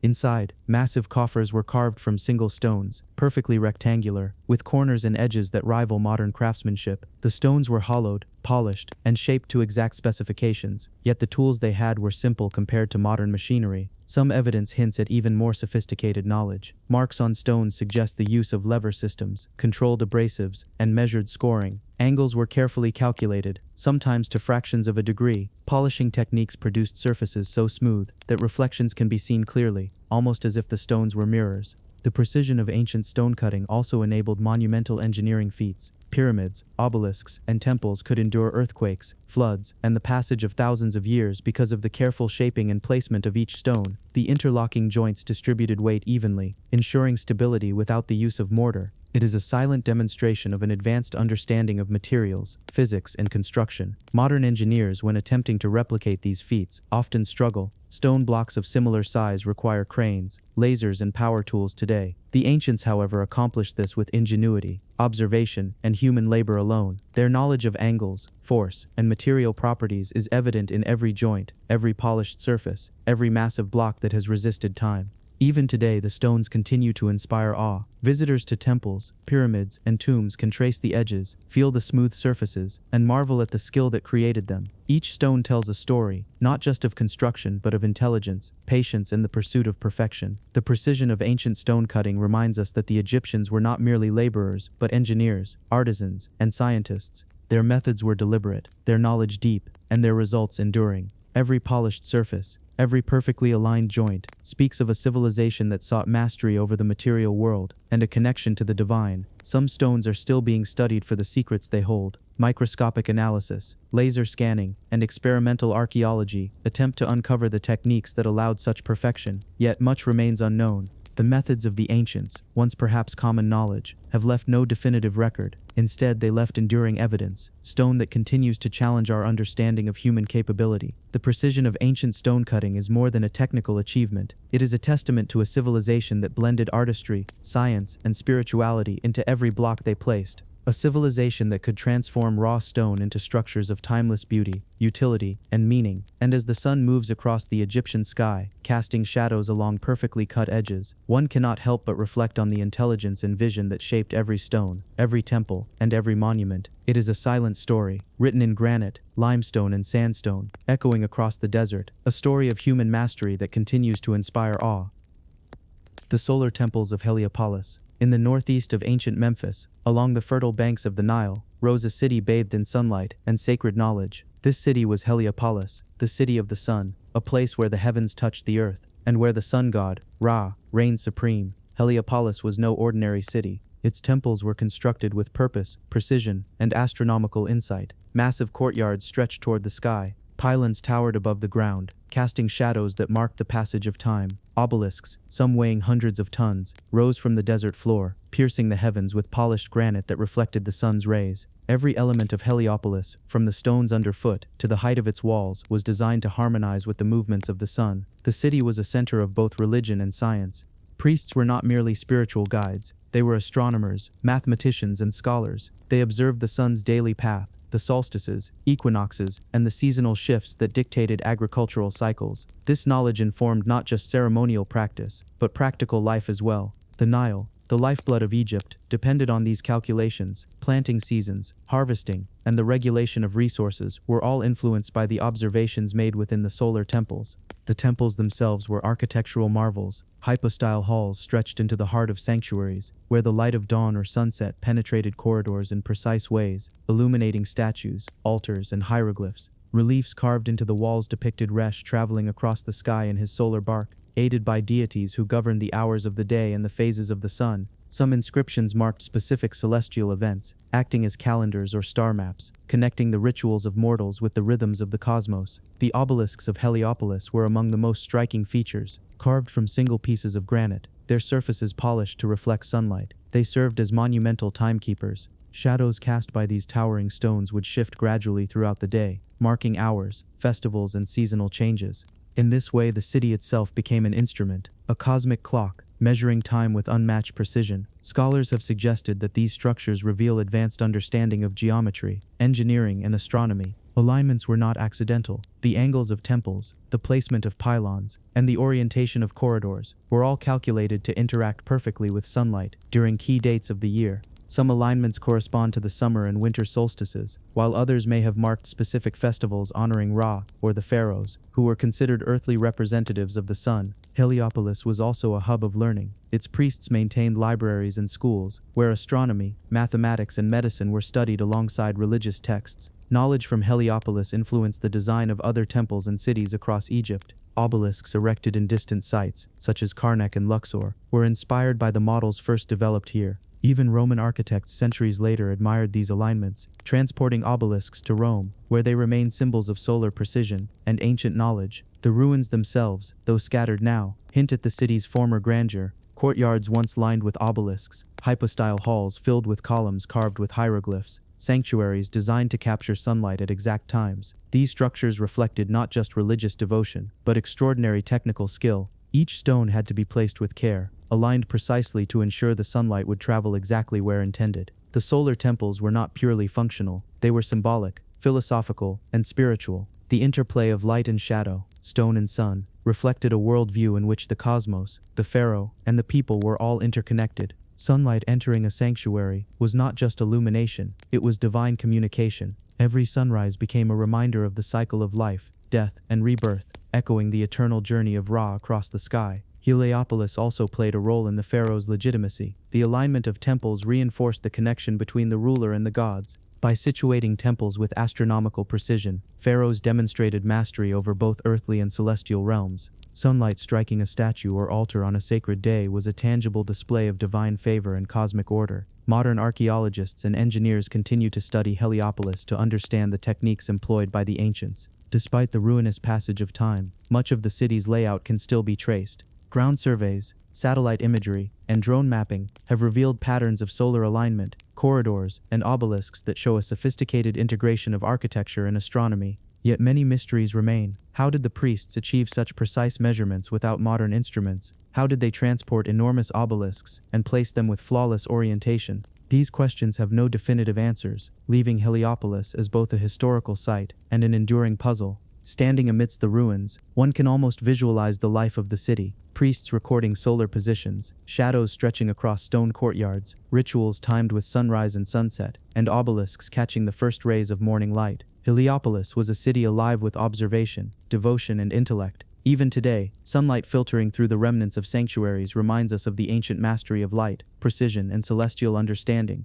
The solar temples of Heliopolis are a testament to a civilization that could blend science, spirituality, and art seamlessly. They are proof that the Egyptians' understanding of the natural world was not superficial, it was profound, precise, and enduring. Heliopolis stands as a monument to human ingenuity, observation, and faith, a place where architecture meets astronomy, stone meets sunlight, and the past continues to speak across millennia. It is a reminder that even thousands of years ago, humans sought not only to survive, but to understand their place in the cosmos, to measure, to calculate, and to honor the forces that govern life itself.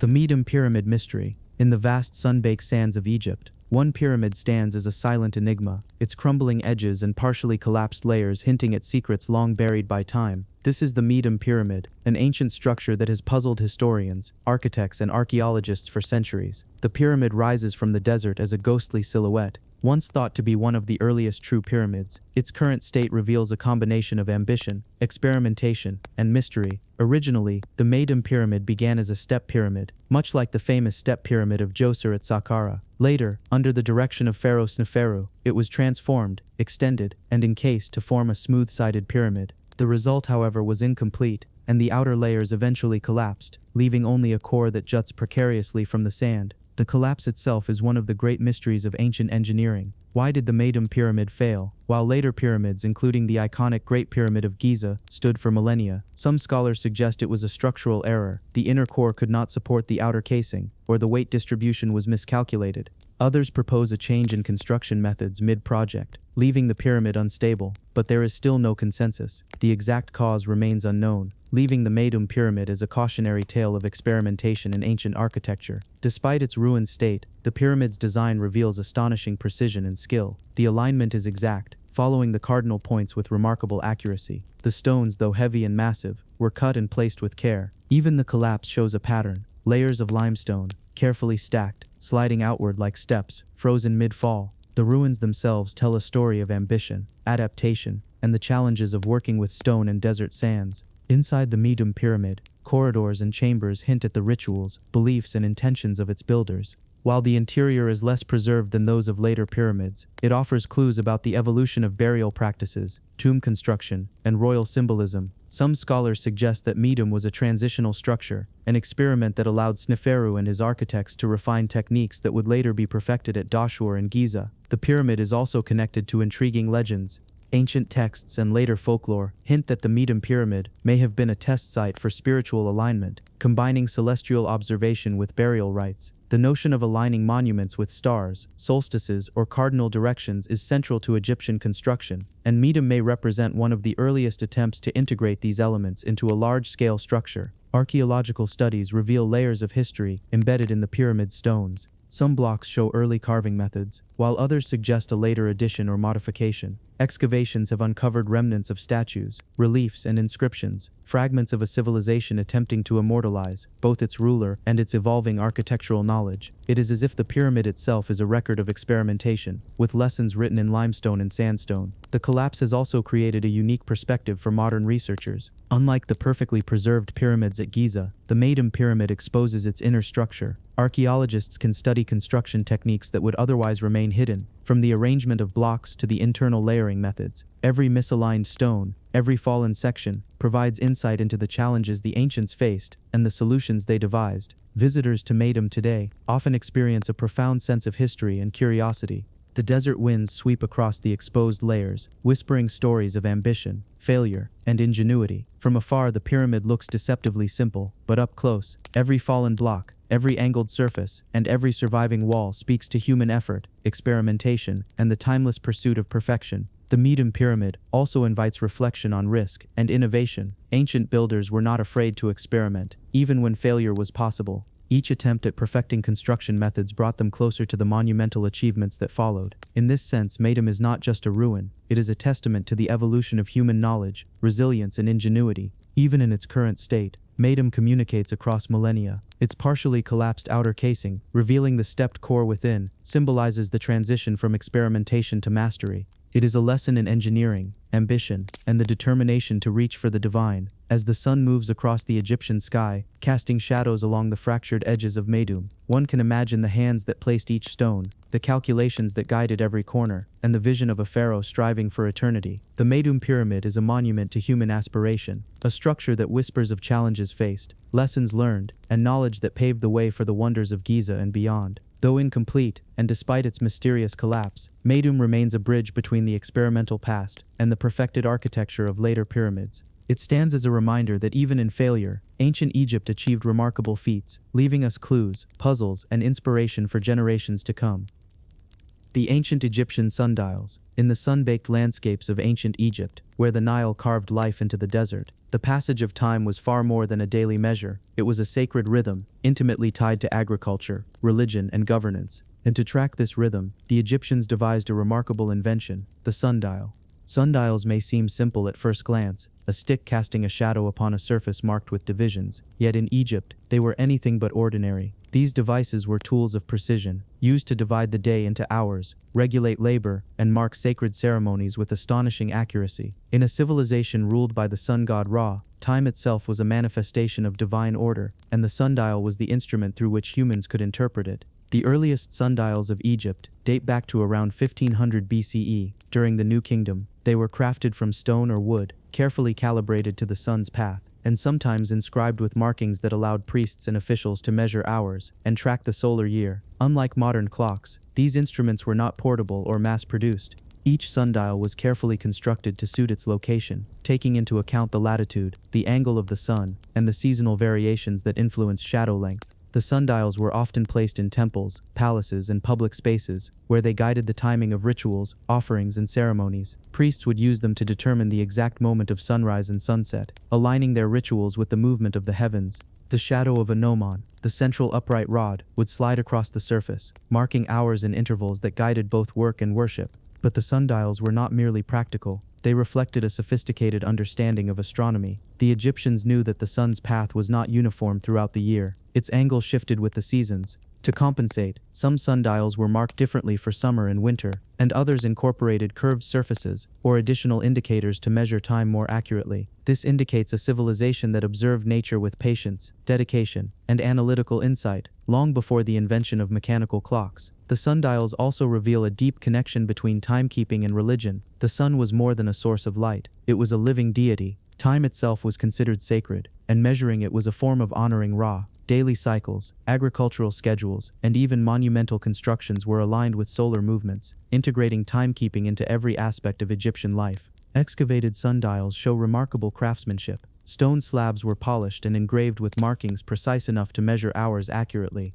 Some sundials even included calendrical information, tracking the rising of stars, the solstices, or the inundation of the Nile. In this way, sundials were more than clocks. They were instruments of astronomical observation, planning, and ritual. Modern researchers studying these devices are struck by their ingenuity. Without the benefit of lenses, motors, or digital sensors, ancient Egyptians created tools that provided reliable time measurement. By carefully studying the sun's movement and combining observation with practical design, they transformed a simple stick and stone into a precise instrument, capable of guiding daily life in a civilization at the height of its sophistication. Sundials were also portable in some instances. Small carved models could be used to measure time in various locations, a feature that suggests practical applications for travelers, officials, and builders. They could coordinate labor for temple construction, track prayer times during religious festivals, and even plan irrigation schedules critical to agriculture along the Nile. Every shadow cast was a measure of both human effort and divine rhythm, a subtle reminder that life in Egypt was intertwined with celestial order. The Egyptian sundials also influenced later civilizations. Greek and Roman timekeeping borrowed heavily from Egyptian methods, incorporating gnomons, shadow lines, and seasonal adjustments into their own instruments. In this way, the innovation of ancient Egypt extended far beyond the desert, shaping the understanding of time for generations across the Mediterranean and beyond.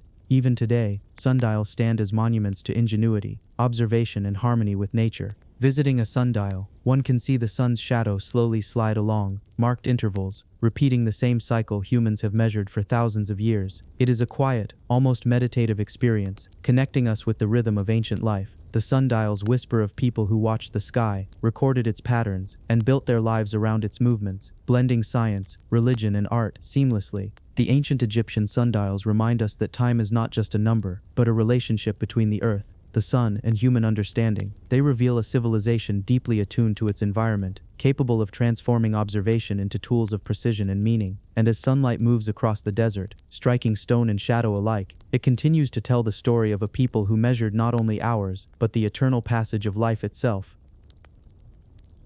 The mystery of obelisks' transportation. Across the deserts and temples of ancient Egypt, enormous stone monoliths rise toward the sky, their polished surfaces glinting in the sunlight. These are obelisk monuments, symbols of divine power, solar worship, and pharaonic ambition. But their size, precision, and sheer weight raise a profound question. How did the ancient Egyptians transport these massive stones from quarry to temple, sometimes hundreds of miles away? Some obelisks weigh over 300 tons, carved from single blocks of granite mined in Aswan. The craftsmanship alone is astounding, but moving them was an entirely different challenge. Without modern machinery, cranes, or vehicles, the Egyptians had to rely entirely on human ingenuity, natural resources, and careful planning. Historical texts, inscriptions, and reliefs provide hints about the methods used. Workers likely transported obelisks, using a combination of sledges, rollers, and manpower, carefully lubricating the desert sands to reduce friction. Recent experiments suggest that water poured onto sand could make it compact and slippery, allowing a sledge carrying a 200-ton obelisk to slide across the desert with remarkable efficiency.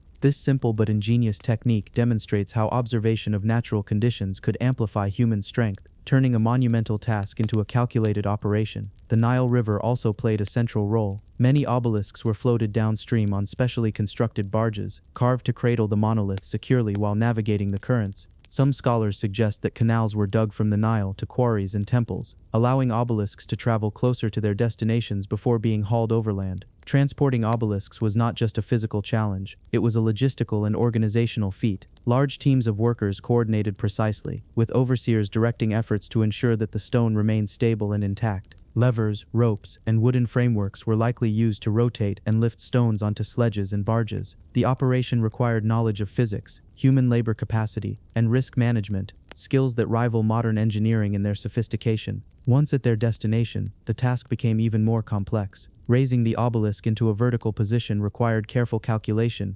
Scholars suggest the Egyptians may have used earthen ramps, counterweights, and inclined planes to gradually lift the obelisk. Each step demanded precision. A misalignment could crack the stone, or destroy months of labor, and yet time and again they succeeded, leaving monuments that stand tall today, millennia later, defying erosion and earthquakes. The purpose of obelisks went beyond technical display. They were symbols of solar worship, their pointed tips designed to capture the rays of the sun. They stood as beacons of divine authority, connecting the pharaoh and the gods. Aligning them with temples, cardinal points, or solar events required both architectural insight and astronomical knowledge. The transport and placement of obelisks was thus a sacred as well as practical enterprise. Modern experiments have tried to replicate the feats.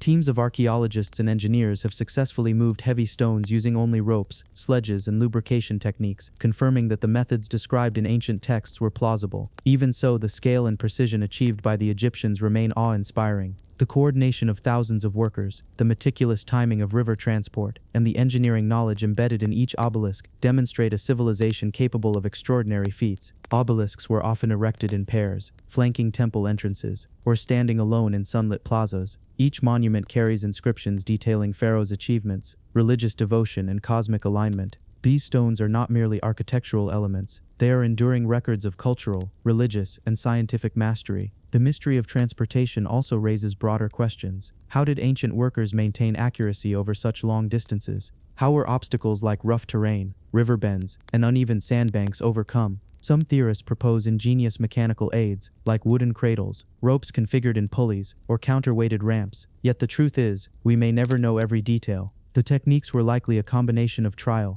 observation, and adaptation, knowledge passed down orally through generations, perfected through experience. Visiting an obelisk today, one can sense both its physical weight and its symbolic presence. Standing at its base, imagining the journey it took from the quarry to the temple, the viewer is confronted with the ingenuity, determination, and coordination of ancient Egyptian society. It is a silent reminder of a civilization that could reshape massive stones with human hands, harness natural forces, and align them with the cosmos in a way that continues to inspire awe. The mystery of obelisks is more than a tale of engineering. It is a story of ambition, devotion, and human capability. Each monument represents an intersection of faith, science, and art, an achievement that speaks across thousands of years, connecting us to the hands that carved, moved, and raised these colossal stones. Even today, scholars, engineers, and enthusiasts study obelisks to understand their secrets. Experiments continue, but the elegance, precision, and scale of the original work remind us that ancient Egypt's mastery of stone and coordination remains unmatched.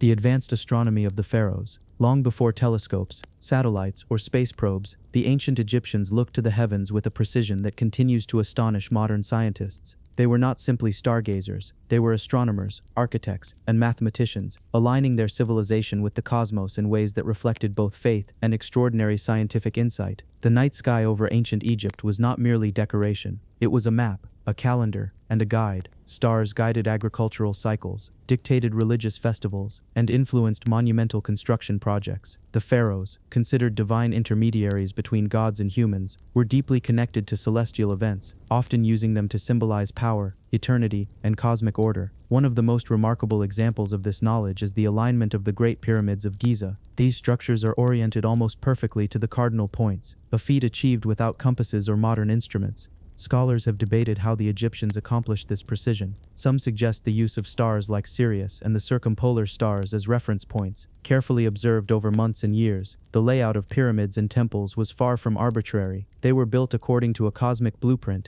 embedding celestial significance into every stone. The Egyptians also tracked the Sothic cycle, based on the heliacal rising of the star Sirius. This observation marked the annual flooding of the Nile, which was essential for agriculture. By correlating the movements of stars with terrestrial events, they developed a calendar more precise than many contemporaneous systems. Their ability to predict the inundation of the Nile demonstrates both astronomical observation and practical application. Ancient star charts, found carved in tombs and temples, reveal a sophisticated understanding of celestial mechanics. Constellations were not merely symbolic, they served as guides for timekeeping, navigation, and ritual. The tomb of Senenmut, advisor to Queen Hatshepsut, contains one of the oldest known Egyptian star maps, showing a detailed understanding of northern and southern constellations. Priests and astronomers could predict lunar cycles, eclipses, and planetary movements with a remarkable degree of accuracy, centuries before such knowledge was formally codified in other civilizations. The Temple of Karnak provides another striking example of celestial alignment. Its complex was designed so that during the winter solstice, sunlight would illuminate the sanctuary's inner sanctum. Such precision indicates not only architectural mastery, but also a profound understanding of the sun's movement throughout the year.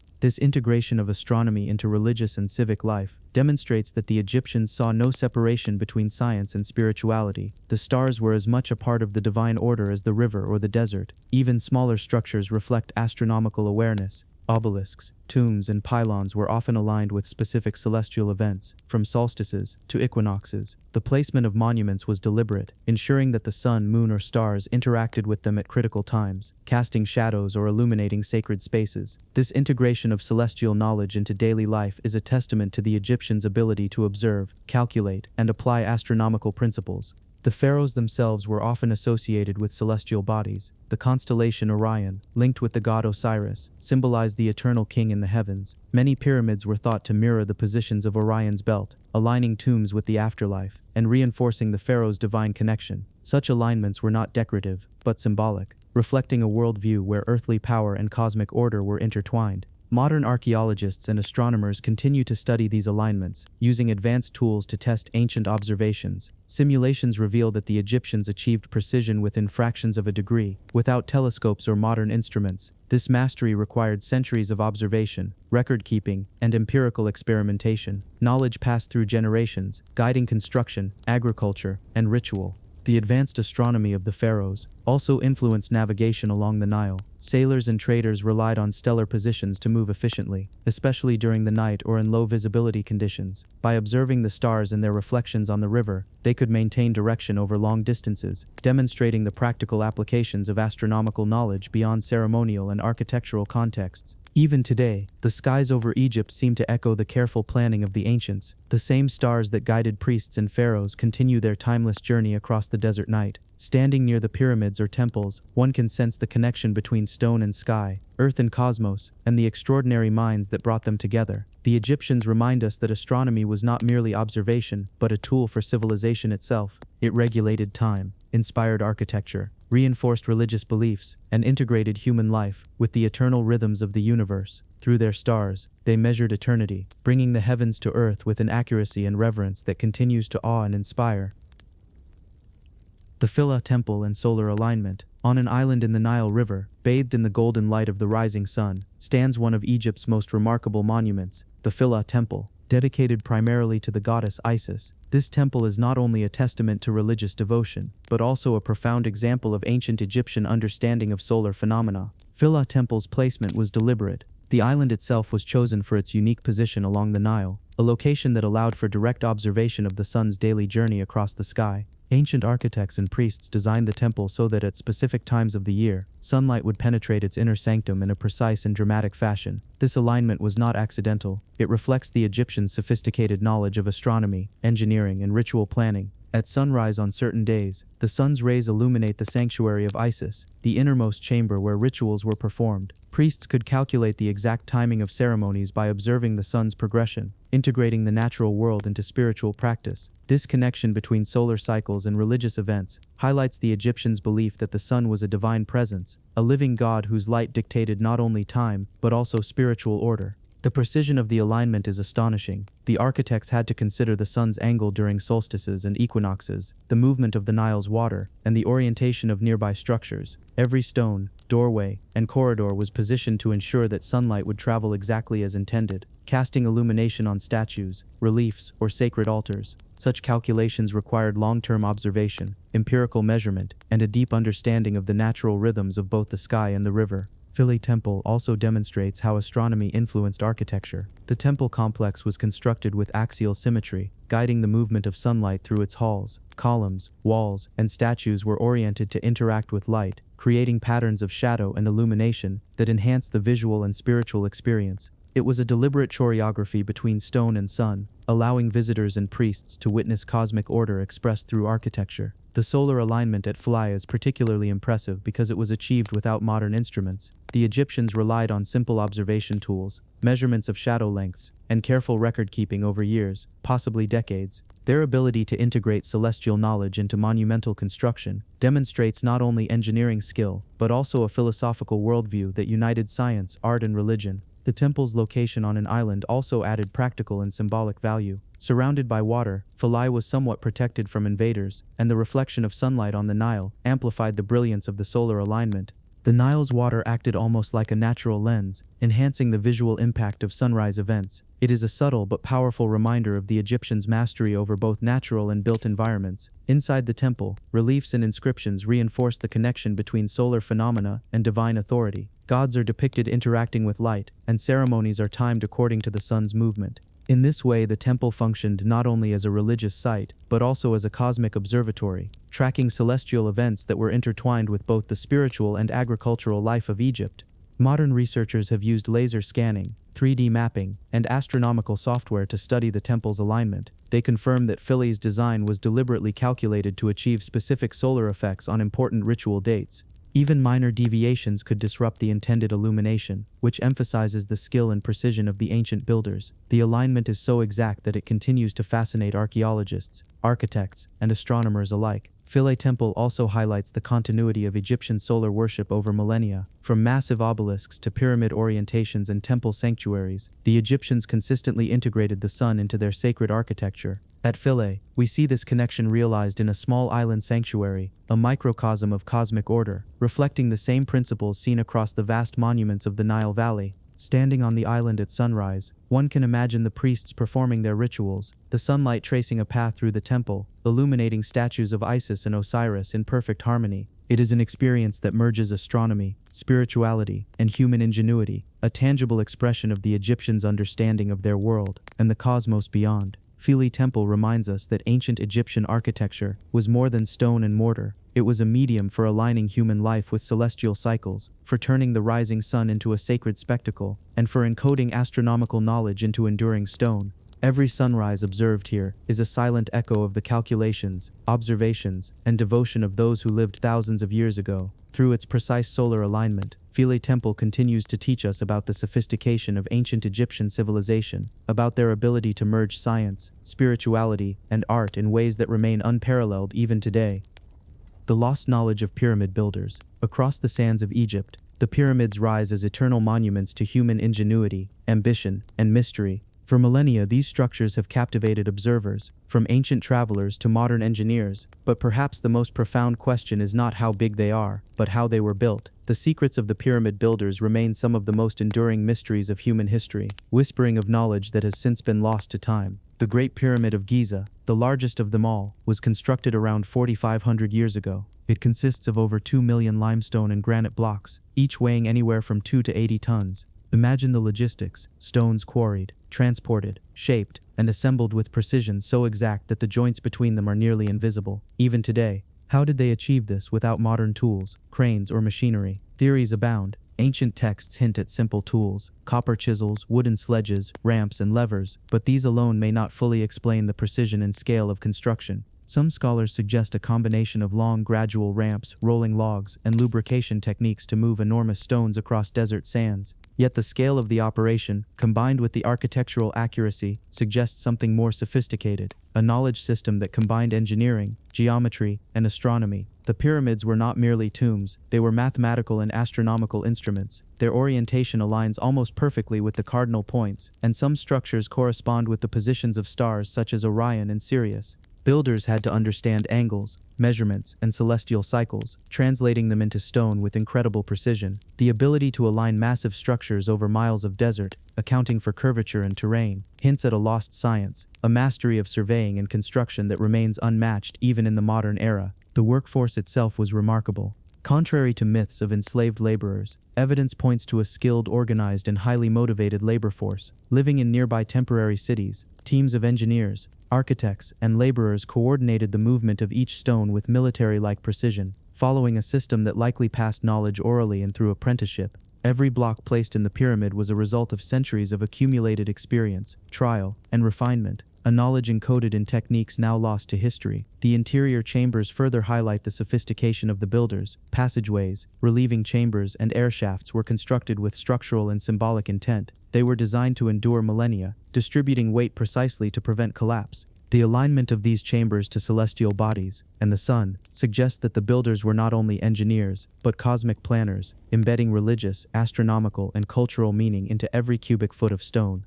Even the materials themselves demonstrate advanced understanding. Granite blocks were transported from Aswan, hundreds of miles away, yet they were shaped and polished to fit seamlessly with limestone quarried nearby. The logistics required knowledge of transport, labor allocation, and material properties, all without modern machines. Some researchers propose that wetting the sand beneath sledges reduced friction, allowing humans to move massive stones efficiently. Others argue that ramps, counterweights, and precise leveling techniques made the placement of blocks possible. The lost knowledge of pyramid builders extends beyond engineering. They understood mathematical ratios, geometric principles, and possibly even tools for measuring weight and angles. Their ability to translate abstract concepts into enduring structures demonstrates a cognitive sophistication that challenges modern assumptions about ancient technology.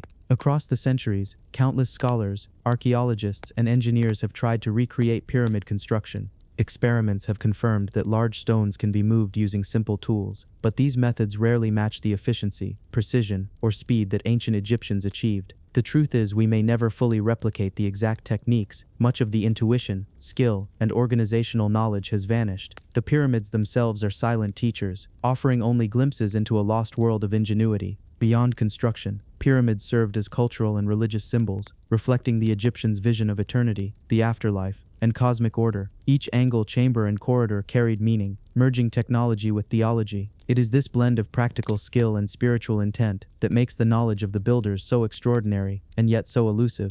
Standing today in the shadow of a pyramid, one can sense the magnitude of what was accomplished. Each stone is a testament to a civilization that combined observation, intellect, faith, and human labor into a single enduring expression of mastery. It is a reminder that the past often holds secrets far beyond what we can fully grasp. Knowledge that once lost leaves us in awe of those who came before. The pyramids endure not only because of the stones themselves, but because of the wisdom and innovation embedded in their construction. The builders' lost knowledge continues to challenge our understanding, inviting us to explore, imagine, and respect the ingenuity of a civilization that measured eternity in stone.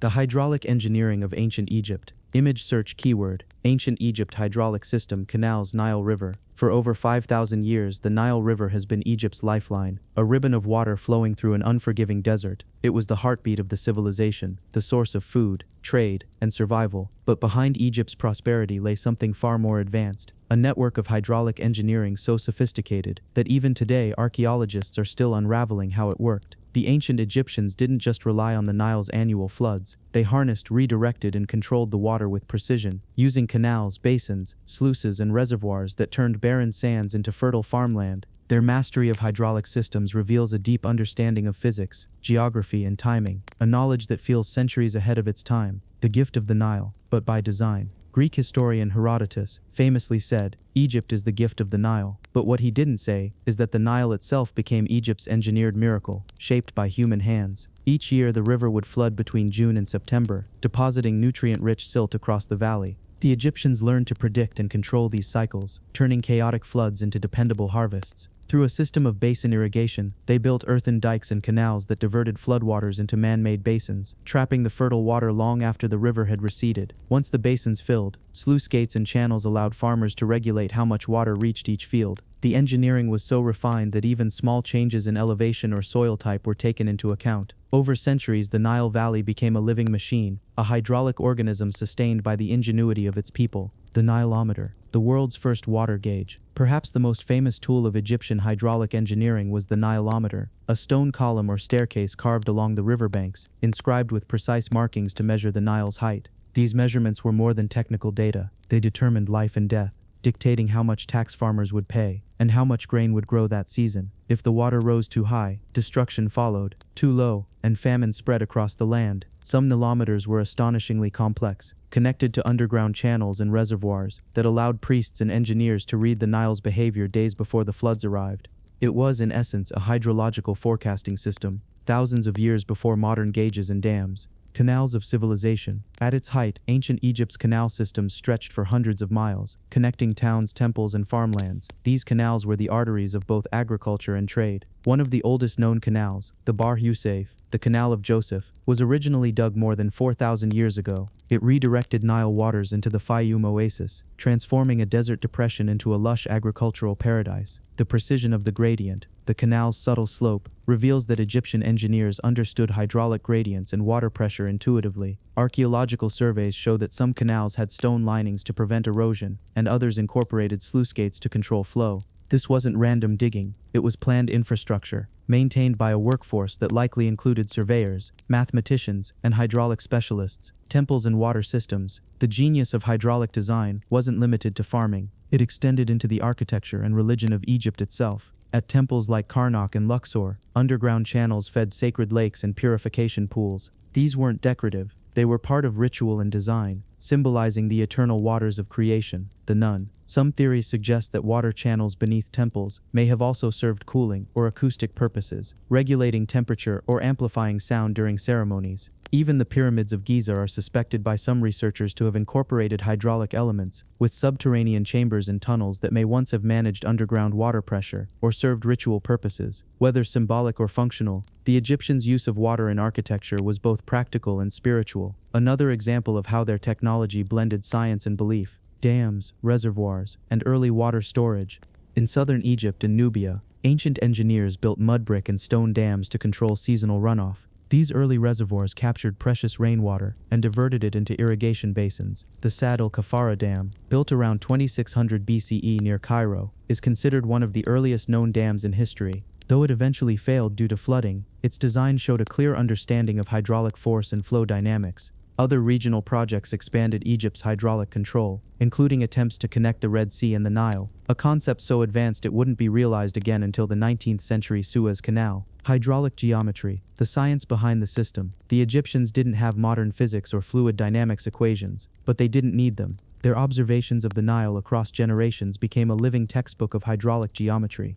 They knew that water flowed fastest in narrow channels and slowed in wider basins. They understood that silt settled in calm water, helping them plan dredging and flow control. Their engineers likely used simple leveling instruments, rope stretchers, and sighting rods to measure gradients and design canal slopes accurate to within inches across miles. These weren't random farmers. They were civil engineers in linen kilts, mastering water long before Rome, Greece, or Mesopotamia reached similar sophistication. The social system behind the technology. Hydraulic engineering required organization and cooperation on a national scale. The pharaoh, seen as a divine ruler, was also the keeper of the flood. Under his administration, teams of workers dredged canals, maintained levees, and rebuilt dikes every season. This system not only managed water, but unified Egypt itself. Shared labor on irrigation projects, tied farmers, craftsmen, and officials together, forging the political and social backbone of one of the world's first great civilizations. The calendar itself, divided into the seasons of flooding, sowing, and harvesting, was built entirely around the rhythm of hydraulic control, lost knowledge, and modern echoes. Even today, engineers marvel at how the ancient Egyptians managed such precision with so few tools. Modern hydrologists studying Nile sediments have found evidence that ancient canal systems lasted for centuries, rebuilt again and again with little deviation, a sign of deep technical continuity. Yet much of that knowledge has been lost. When foreign empires took over Egypt, the old irrigation networks were neglected. The canals silted up, the Nilometers fell silent. Only fragments of their brilliance survive, scattered stone markings, buried channels, and weathered records carved in hieroglyphs. But if one listens closely, the story is clear. The Egyptians were not just masters of stone, they were masters of flow. Legacy of the Nile engineers. The legacy of ancient Egyptian hydraulic engineering still flows through time. Their understanding of irrigation, flood control, and resource management influenced Greek and Roman systems, and later, Islamic water architecture across North Africa and the Middle East. Even the modern Aswan Dam, a colossal structure of concrete and steel. The lost knowledge of pyramid builders. Beneath the burning sun of the Giza Plateau, 3 giants rise from the sands, monuments so precise, so immense, that even today, they defy the limits of our understanding. The Great Pyramids of Egypt have stood for more than 4,500 years, silent yet unshaken, guarding a mystery that modern science still struggles to explain. How did ancient builders, with nothing more than copper tools, wooden sledges and ropes, move and lift stones weighing up to 80 tons with such precision that even a razor blade cannot fit between the blocks? What knowledge did they possess that we no longer have? This is the story of the lost knowledge of the pyramid builders, an engineering enigma that continues to challenge everything we think we know about ancient civilization. The builders of forever. Around 2600 BCE, Pharaoh Khufu ordered the construction of his eternal home, the Great Pyramid. It would take roughly 20 years to complete, and require the labor of tens of thousands of workers. But the deeper we dig into how they did it, the more questions arise. Archaeologists have uncovered evidence of quarries, worker villages, and tools, but none of it fully explains the precision. Each side of the Great Pyramid aligns almost perfectly with the 4 cardinal directions, within 1/15 of a degree of true north. Its base covers 13 acres, and yet the corners meet with millimeter accuracy. Such precision isn't luck, it's knowledge, and that knowledge appears to be lost. Tools that shouldn't be enough. Conventional history says the builders used copper chisels, dolerite pounding stones, wooden sledges, and manpower. But granite, used in the king's chamber, is one of the hardest stones on earth. Copper can't effectively cut it. Some blocks bear marks suggesting mechanical drilling, spiral grooves cut into granite and diorite, showing feed rates and uniform pressure that modern engineers recognize as signs of rotary tools. Did the Egyptians somehow develop advanced stoneworking techniques we've yet to rediscover? Or were they using a lost form of mechanical energy, water pressure, torsion, or even sound vibration, that's now forgotten? The mystery of precision. Surveyors have found that the Great Pyramid's base is leveled to within less than an inch across its entire area. The joints between the casing stones, once polished white limestone, are tighter than those on most modern skyscrapers, and the pyramid's height and perimeter encode mathematical constants, pi and phi and fa, the golden ratio, with uncanny accuracy. Some argue it's coincidence, others suggest a deeper mathematical knowledge lost to time. The Egyptians didn't record their formulas. Their engineers were part of a sacred guild, a priestly class who guarded building methods as divine secrets. When dynasties fell, so did their engineering wisdom, vanishing into the sand. The power of geometry. Geometry, literally earth measurement, was the language of the pyramid builders. Their understanding of alignment, proportion, and scale seems almost supernatural. Using only ropes, plumb lines, and stars, they established a coordinate system that still baffles surveyors today. The Great Pyramid's placement mirrors the constellation Orion's belt, aligning with stars that symbolized Osiris, the god of resurrection. It's possible that their geometry wasn't just mathematical, it was spiritual engineering. They believed structure could channel divine energy, mater, the cosmic order, into stone. To them, perfection wasn't aesthetic, it was sacred, transporting the impossible. Some of the limestone and granite blocks were quarried miles away. How were they moved? For decades, theories have ranged from ramp systems to rollers, to the idea that the builders softened the stone chemically before shaping it, a technique hinted at in later alchemical texts. New evidence suggests workers may have poured water in front of sledges, reducing friction enough to slide multi-ton stones across sand. Others propose counterweighted levers, or internal spiral ramps inside the pyramid itself, an idea supported by scans that hint at hidden corridors. Whatever method they used, it required not brute force alone, but precise coordination, timing, and a deep understanding of materials. Acoustic resonance and vibrational theories. Some researchers believe the Egyptians understood how vibration could move or cut stone. Within the Great Pyramid's chambers, resonant frequencies amplify sound in unusual ways. Clap your hands or hum a note, and the room seems to hum back, as though the pyramid itself is alive. Could they have used sound resonance as part of their construction process? We may never know, but the idea continues to attract scientists, acousticians, and engineers who detect design patterns suggesting intentional harmonic tuning. The hidden blueprint. Recent surveys using muon radiography, a kind of cosmic X-ray, have revealed previously unknown voids inside the Great Pyramid. One massive chamber, still sealed, lies above the Grand Gallery. What lies within remains a mystery. Some think it's structural, others symbolic, or perhaps it holds remnants of the lost construction techniques themselves. Even the base of the pyramid, once thought solid, may conceal foundation chambers or hydraulic cavities designed to level and stabilize the structure. Such methods would require a mastery of load distribution and compression, beyond what ancient tools suggest. The human factor. Beyond all theories of ramps, levers, or vibration, one truth endures. The pyramid builders were not slaves. They were skilled craftsmen, engineers, and mathematicians working for the pharaoh and the gods. Their organization, logistics, and planning rival modern engineering projects. Stonemasons, surveyors, rope stretchers, and scribes each played a role, guided by overseers who understood geometry and star alignment. Each block, each angle, each measurement was part of a grand design, the ultimate fusion of science, art, and faith. The fall and forgetting. When Egypt's old kingdom collapsed, the pyramid age ended. Knowledge once held by the builders vanished as political chaos swept the land. By the time the Greeks arrived, even Egyptian priests could no longer explain how their ancestors had done it. The Greeks marveled at the pyramids, but they no longer knew how to build them. 1,000 years later, travelers from Rome to Arabia still wondered, who built these, and how? The answers, it seems, were already buried, along with the last of the master builders. Modern attempts, ancient secrets. In the 20th and 21st centuries, engineers have tried to replicate pyramid construction using ancient tools, with mixed success. Even with cranes, lasers, and computers, recreating the precision of Giza's angles and joints remains a challenge. Some experiments confirm that ramps and manpower could explain the work, but none match the exact efficiency implied by the original. It's as though we're missing one crucial piece of ancient knowledge, something simple, elegant, and powerful, that turned impossibility into stone reality, a legacy written in stone. The Great Pyramid was never just a tomb, it was a machine for eternity, aligning with stars, measuring the earth, and embodying divine harmony.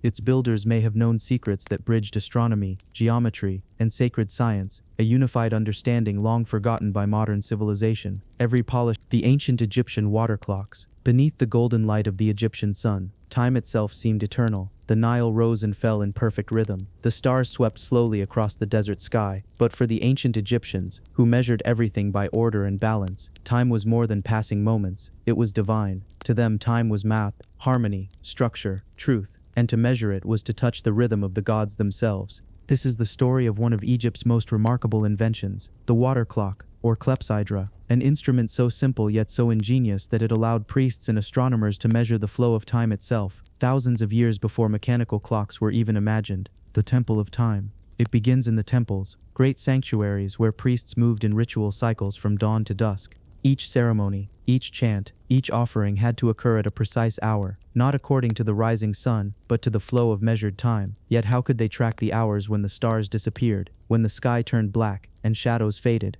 The answer was found in water, the element of life, balance, and eternity. It became the world's first timekeeper, a vessel of flowing time. Imagine a stone vessel, carved with care. Its shape, like an inverted cone, allowed water to flow from a small hole at the bottom. As the water dripped, the level inside slowly fell. Along the interior walls were markings, symbols, lines, even hieroglyphs. Each line represented an hour. By watching the level of water drop, a priest could read the passing of time, even in complete darkness. This was the Egyptian water clock, one of humanity's earliest tools for dividing the infinite into measure. The oldest known clock, one of humanity's earliest tools for dividing the infinite into measure. The oldest known clock, one of humanity's earliest tools for dividing the infinite into measure. The oldest known Egyptian water clock was discovered at Karnak Temple in Thebes, dating to around 1400 BCE, during the reign of Amenhotep III. Carved from alabaster, its surface still bears inscriptions. Rows of small marks indicate hours, 12 for night, 12 for day.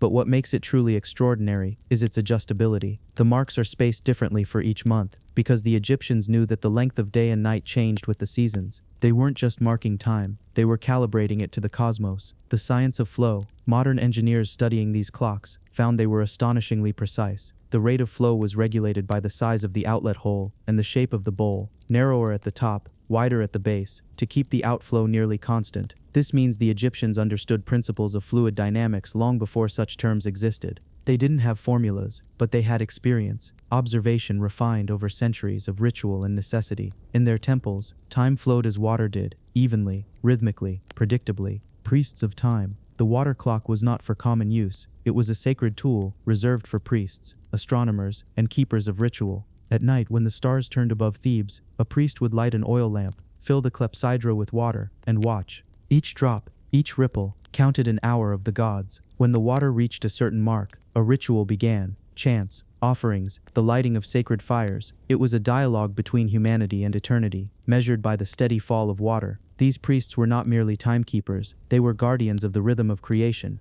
echoes of the sky. Egyptian timekeeping wasn't just practical, it was cosmic. They believed the heavens themselves followed precise cycles, the movement of the sun god Ra, the rebirth of Osiris, the rhythm of the Nile. Time was sacred motion, and by mastering it they mirrored the balance of the universe. Some inscriptions suggest water clocks were aligned with star charts, allowing priests to track the hours of night as constellations rose and fell. Others were marked with the names of gods, each hour belonging to a divine presence, flowing in harmony with the stars. The evolution of precision. Later dynasties refined the design. Some clepsydra became elaborate, multiple chambers connected by channels to regulate flow. Others used float mechanisms, where a rising or falling piece of wood indicated hours on a vertical scale, an early form of a hydraulic gauge. These designs show a level of mechanical understanding, centuries ahead of their time. It wasn't just ritual anymore, it was engineering. When the Greeks arrived, they marveled at Egypt's mastery of time. They adopted the idea, improving it with gears and floats, but always acknowledging its origin in the land of the Nile.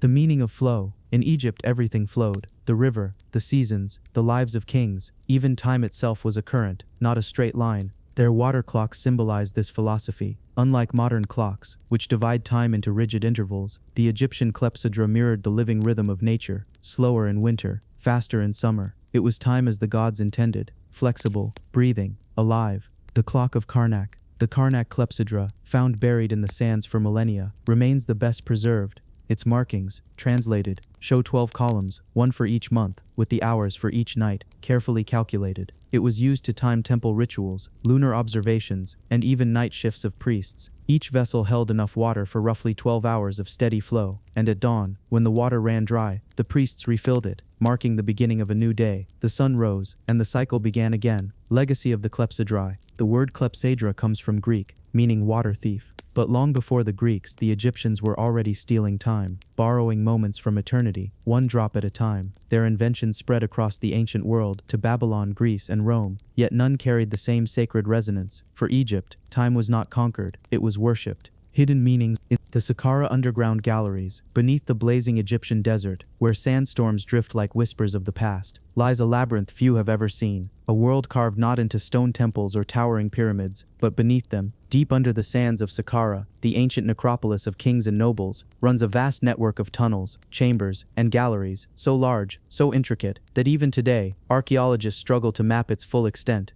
This is the hidden city of the dead, a silent maze where thousands of years of Egyptian history lie entombed, and where the stones themselves seem to breathe secrets, a desert of tombs. The Saqqara Plateau stretches south of Cairo, a golden sea of dunes, broken by ancient pyramids and crumbling walls. Here, Egypt's first pyramid, the Step Pyramid of Djoser, rises like a staircase to eternity. Built over 4,600 years ago, it marks one of humanity's earliest architectural revolutions. But beneath this monumental stone structure lies something even more astonishing, a world carved in darkness, the underground galleries of Saqqara, the first descent. When early explorers lowered themselves through the shafts near Djoser's pyramid in the 19th century, they expected simple burial chambers. Instead, they found endless corridors, intersecting like the veins of the earth, lined with walls of polished limestone, decorated with hieroglyphs that seemed untouched by time. Some tunnels were narrow and twisting, others opened into vast halls, supported by columns and carved ceilings. What they discovered was not one tomb, but a whole city beneath a necropolis, the labyrinth beneath Djoser.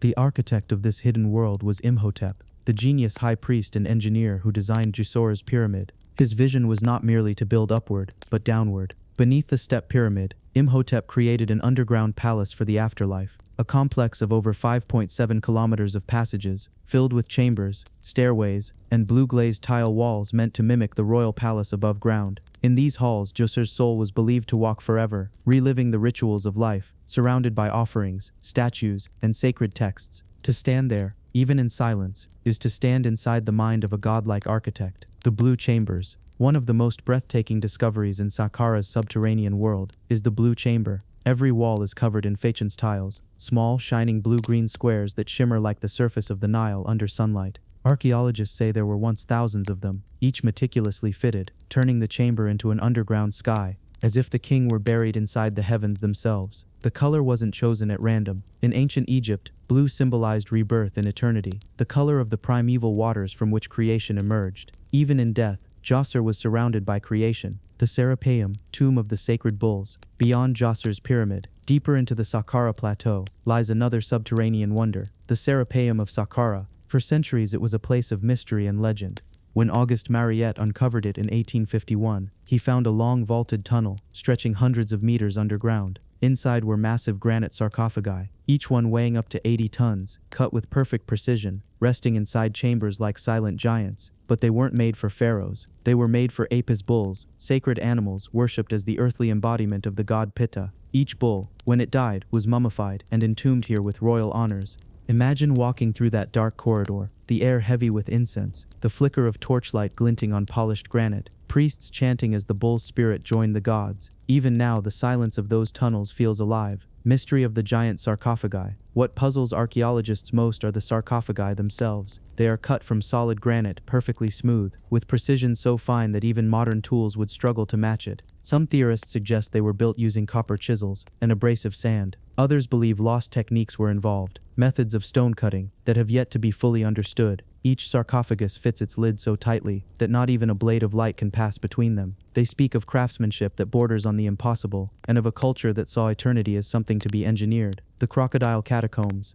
Saqqara's underground world didn't end with kings and bulls. Elsewhere beneath the sands, archaeologists found entire tunnels filled with mummified crocodiles, dozens, even hundreds of them, each wrapped carefully, placed in niches, or sealed in pottery jars. These were offerings to Sobek, the crocodile god, protector of the Nile, and master of strength. Other tunnels hold mummified cats, ibises, falcons, and dogs, each dedicated to a different deity. The result is astonishing. A network of sacred animal tombs stretching beneath the desert like veins of faith. To walk there is to see how deeply the Egyptians wove religion into every breath of existence, not only for humans, but for all life. Hidden tombs of high officials. Many passages beneath Saqqara also lead to private tombs, belonging to priests, nobles, and royal family members. In one gallery, the Tomb of the Butchers depicts men preparing offerings for the dead. In another, the Tomb of Mehu, paintings still burst with color, showing daily life in astonishing detail. From markets to music, even underground, the Egyptians painted life in full color, a declaration that the afterlife was not an end, but a continuation. The lost chambers. Modern technology, drones, ground-penetrating radar, and 3D scanning has revealed that Saqqara's underground world is even larger than we imagined. Beneath the surface, miles of unexcavated tunnels still lie hidden. Some chambers are sealed by collapsed rock, others untouched since antiquity. Satellite imagery has identified voids, possible tombs or storehouses of ritual artifacts. What lies within them remains unknown. Archaeologists call this the subterranean labyrinth of Saqqara, a puzzle still half buried beneath the sands. Guardians of the depths. In ancient belief, the underworld, Duat, was a place of trials and passage, and Saqqara's galleries mirror that myth. Descending through its tunnels is like moving through the Egyptian concept of the afterlife, a journey through shadow and silence, toward rebirth. Some researchers suggest the entire layout of Saqqara's subterranean chambers may have been modeled after the Duat itself, a physical map of the soul's journey through darkness toward eternal light. If true, then the underground galleries were not just tombs, they were gateways between worlds. The language of stone. Every surface at Saqqara tells a story. Hieroglyphs carved in limestone speak of offerings, rituals, and eternal life. Symbols of ankhs, eyes, and stars line the walls like prayers in stone. Even the architectural symmetry, the corridors, the chambers, the shafts, reflects Egypt's obsession with cosmic order. To them, the afterlife was not chaos. It was geometry, harmony, math, and through that harmony, they believed the soul found peace. Echoes of the builders. When workers built these underground galleries, they carried torches deep into darkness, chiseling, hauling, and carving for years, even decades. Each tunnel carved by hand, each block dragged from the desert quarries. No blueprints survive, but the design itself speaks of a master plan, a civilization that understood architecture as a form of resurrection. What they built below the sand was as important as what rose above it. The ongoing mystery. Today, the Saqqara Plateau remains one of Egypt's most active archaeological sites. Each season, new discoveries emerge: sealed shafts, hidden chambers, forgotten mummies. Every find raises new questions. Who designed the deeper galleries? What rituals were performed in their silent halls? And how much more still lies beneath our feet? It is said that less than 30% of Saqqara's underground world has been explored. The rest waits, buried under layers of sand and time. The eternal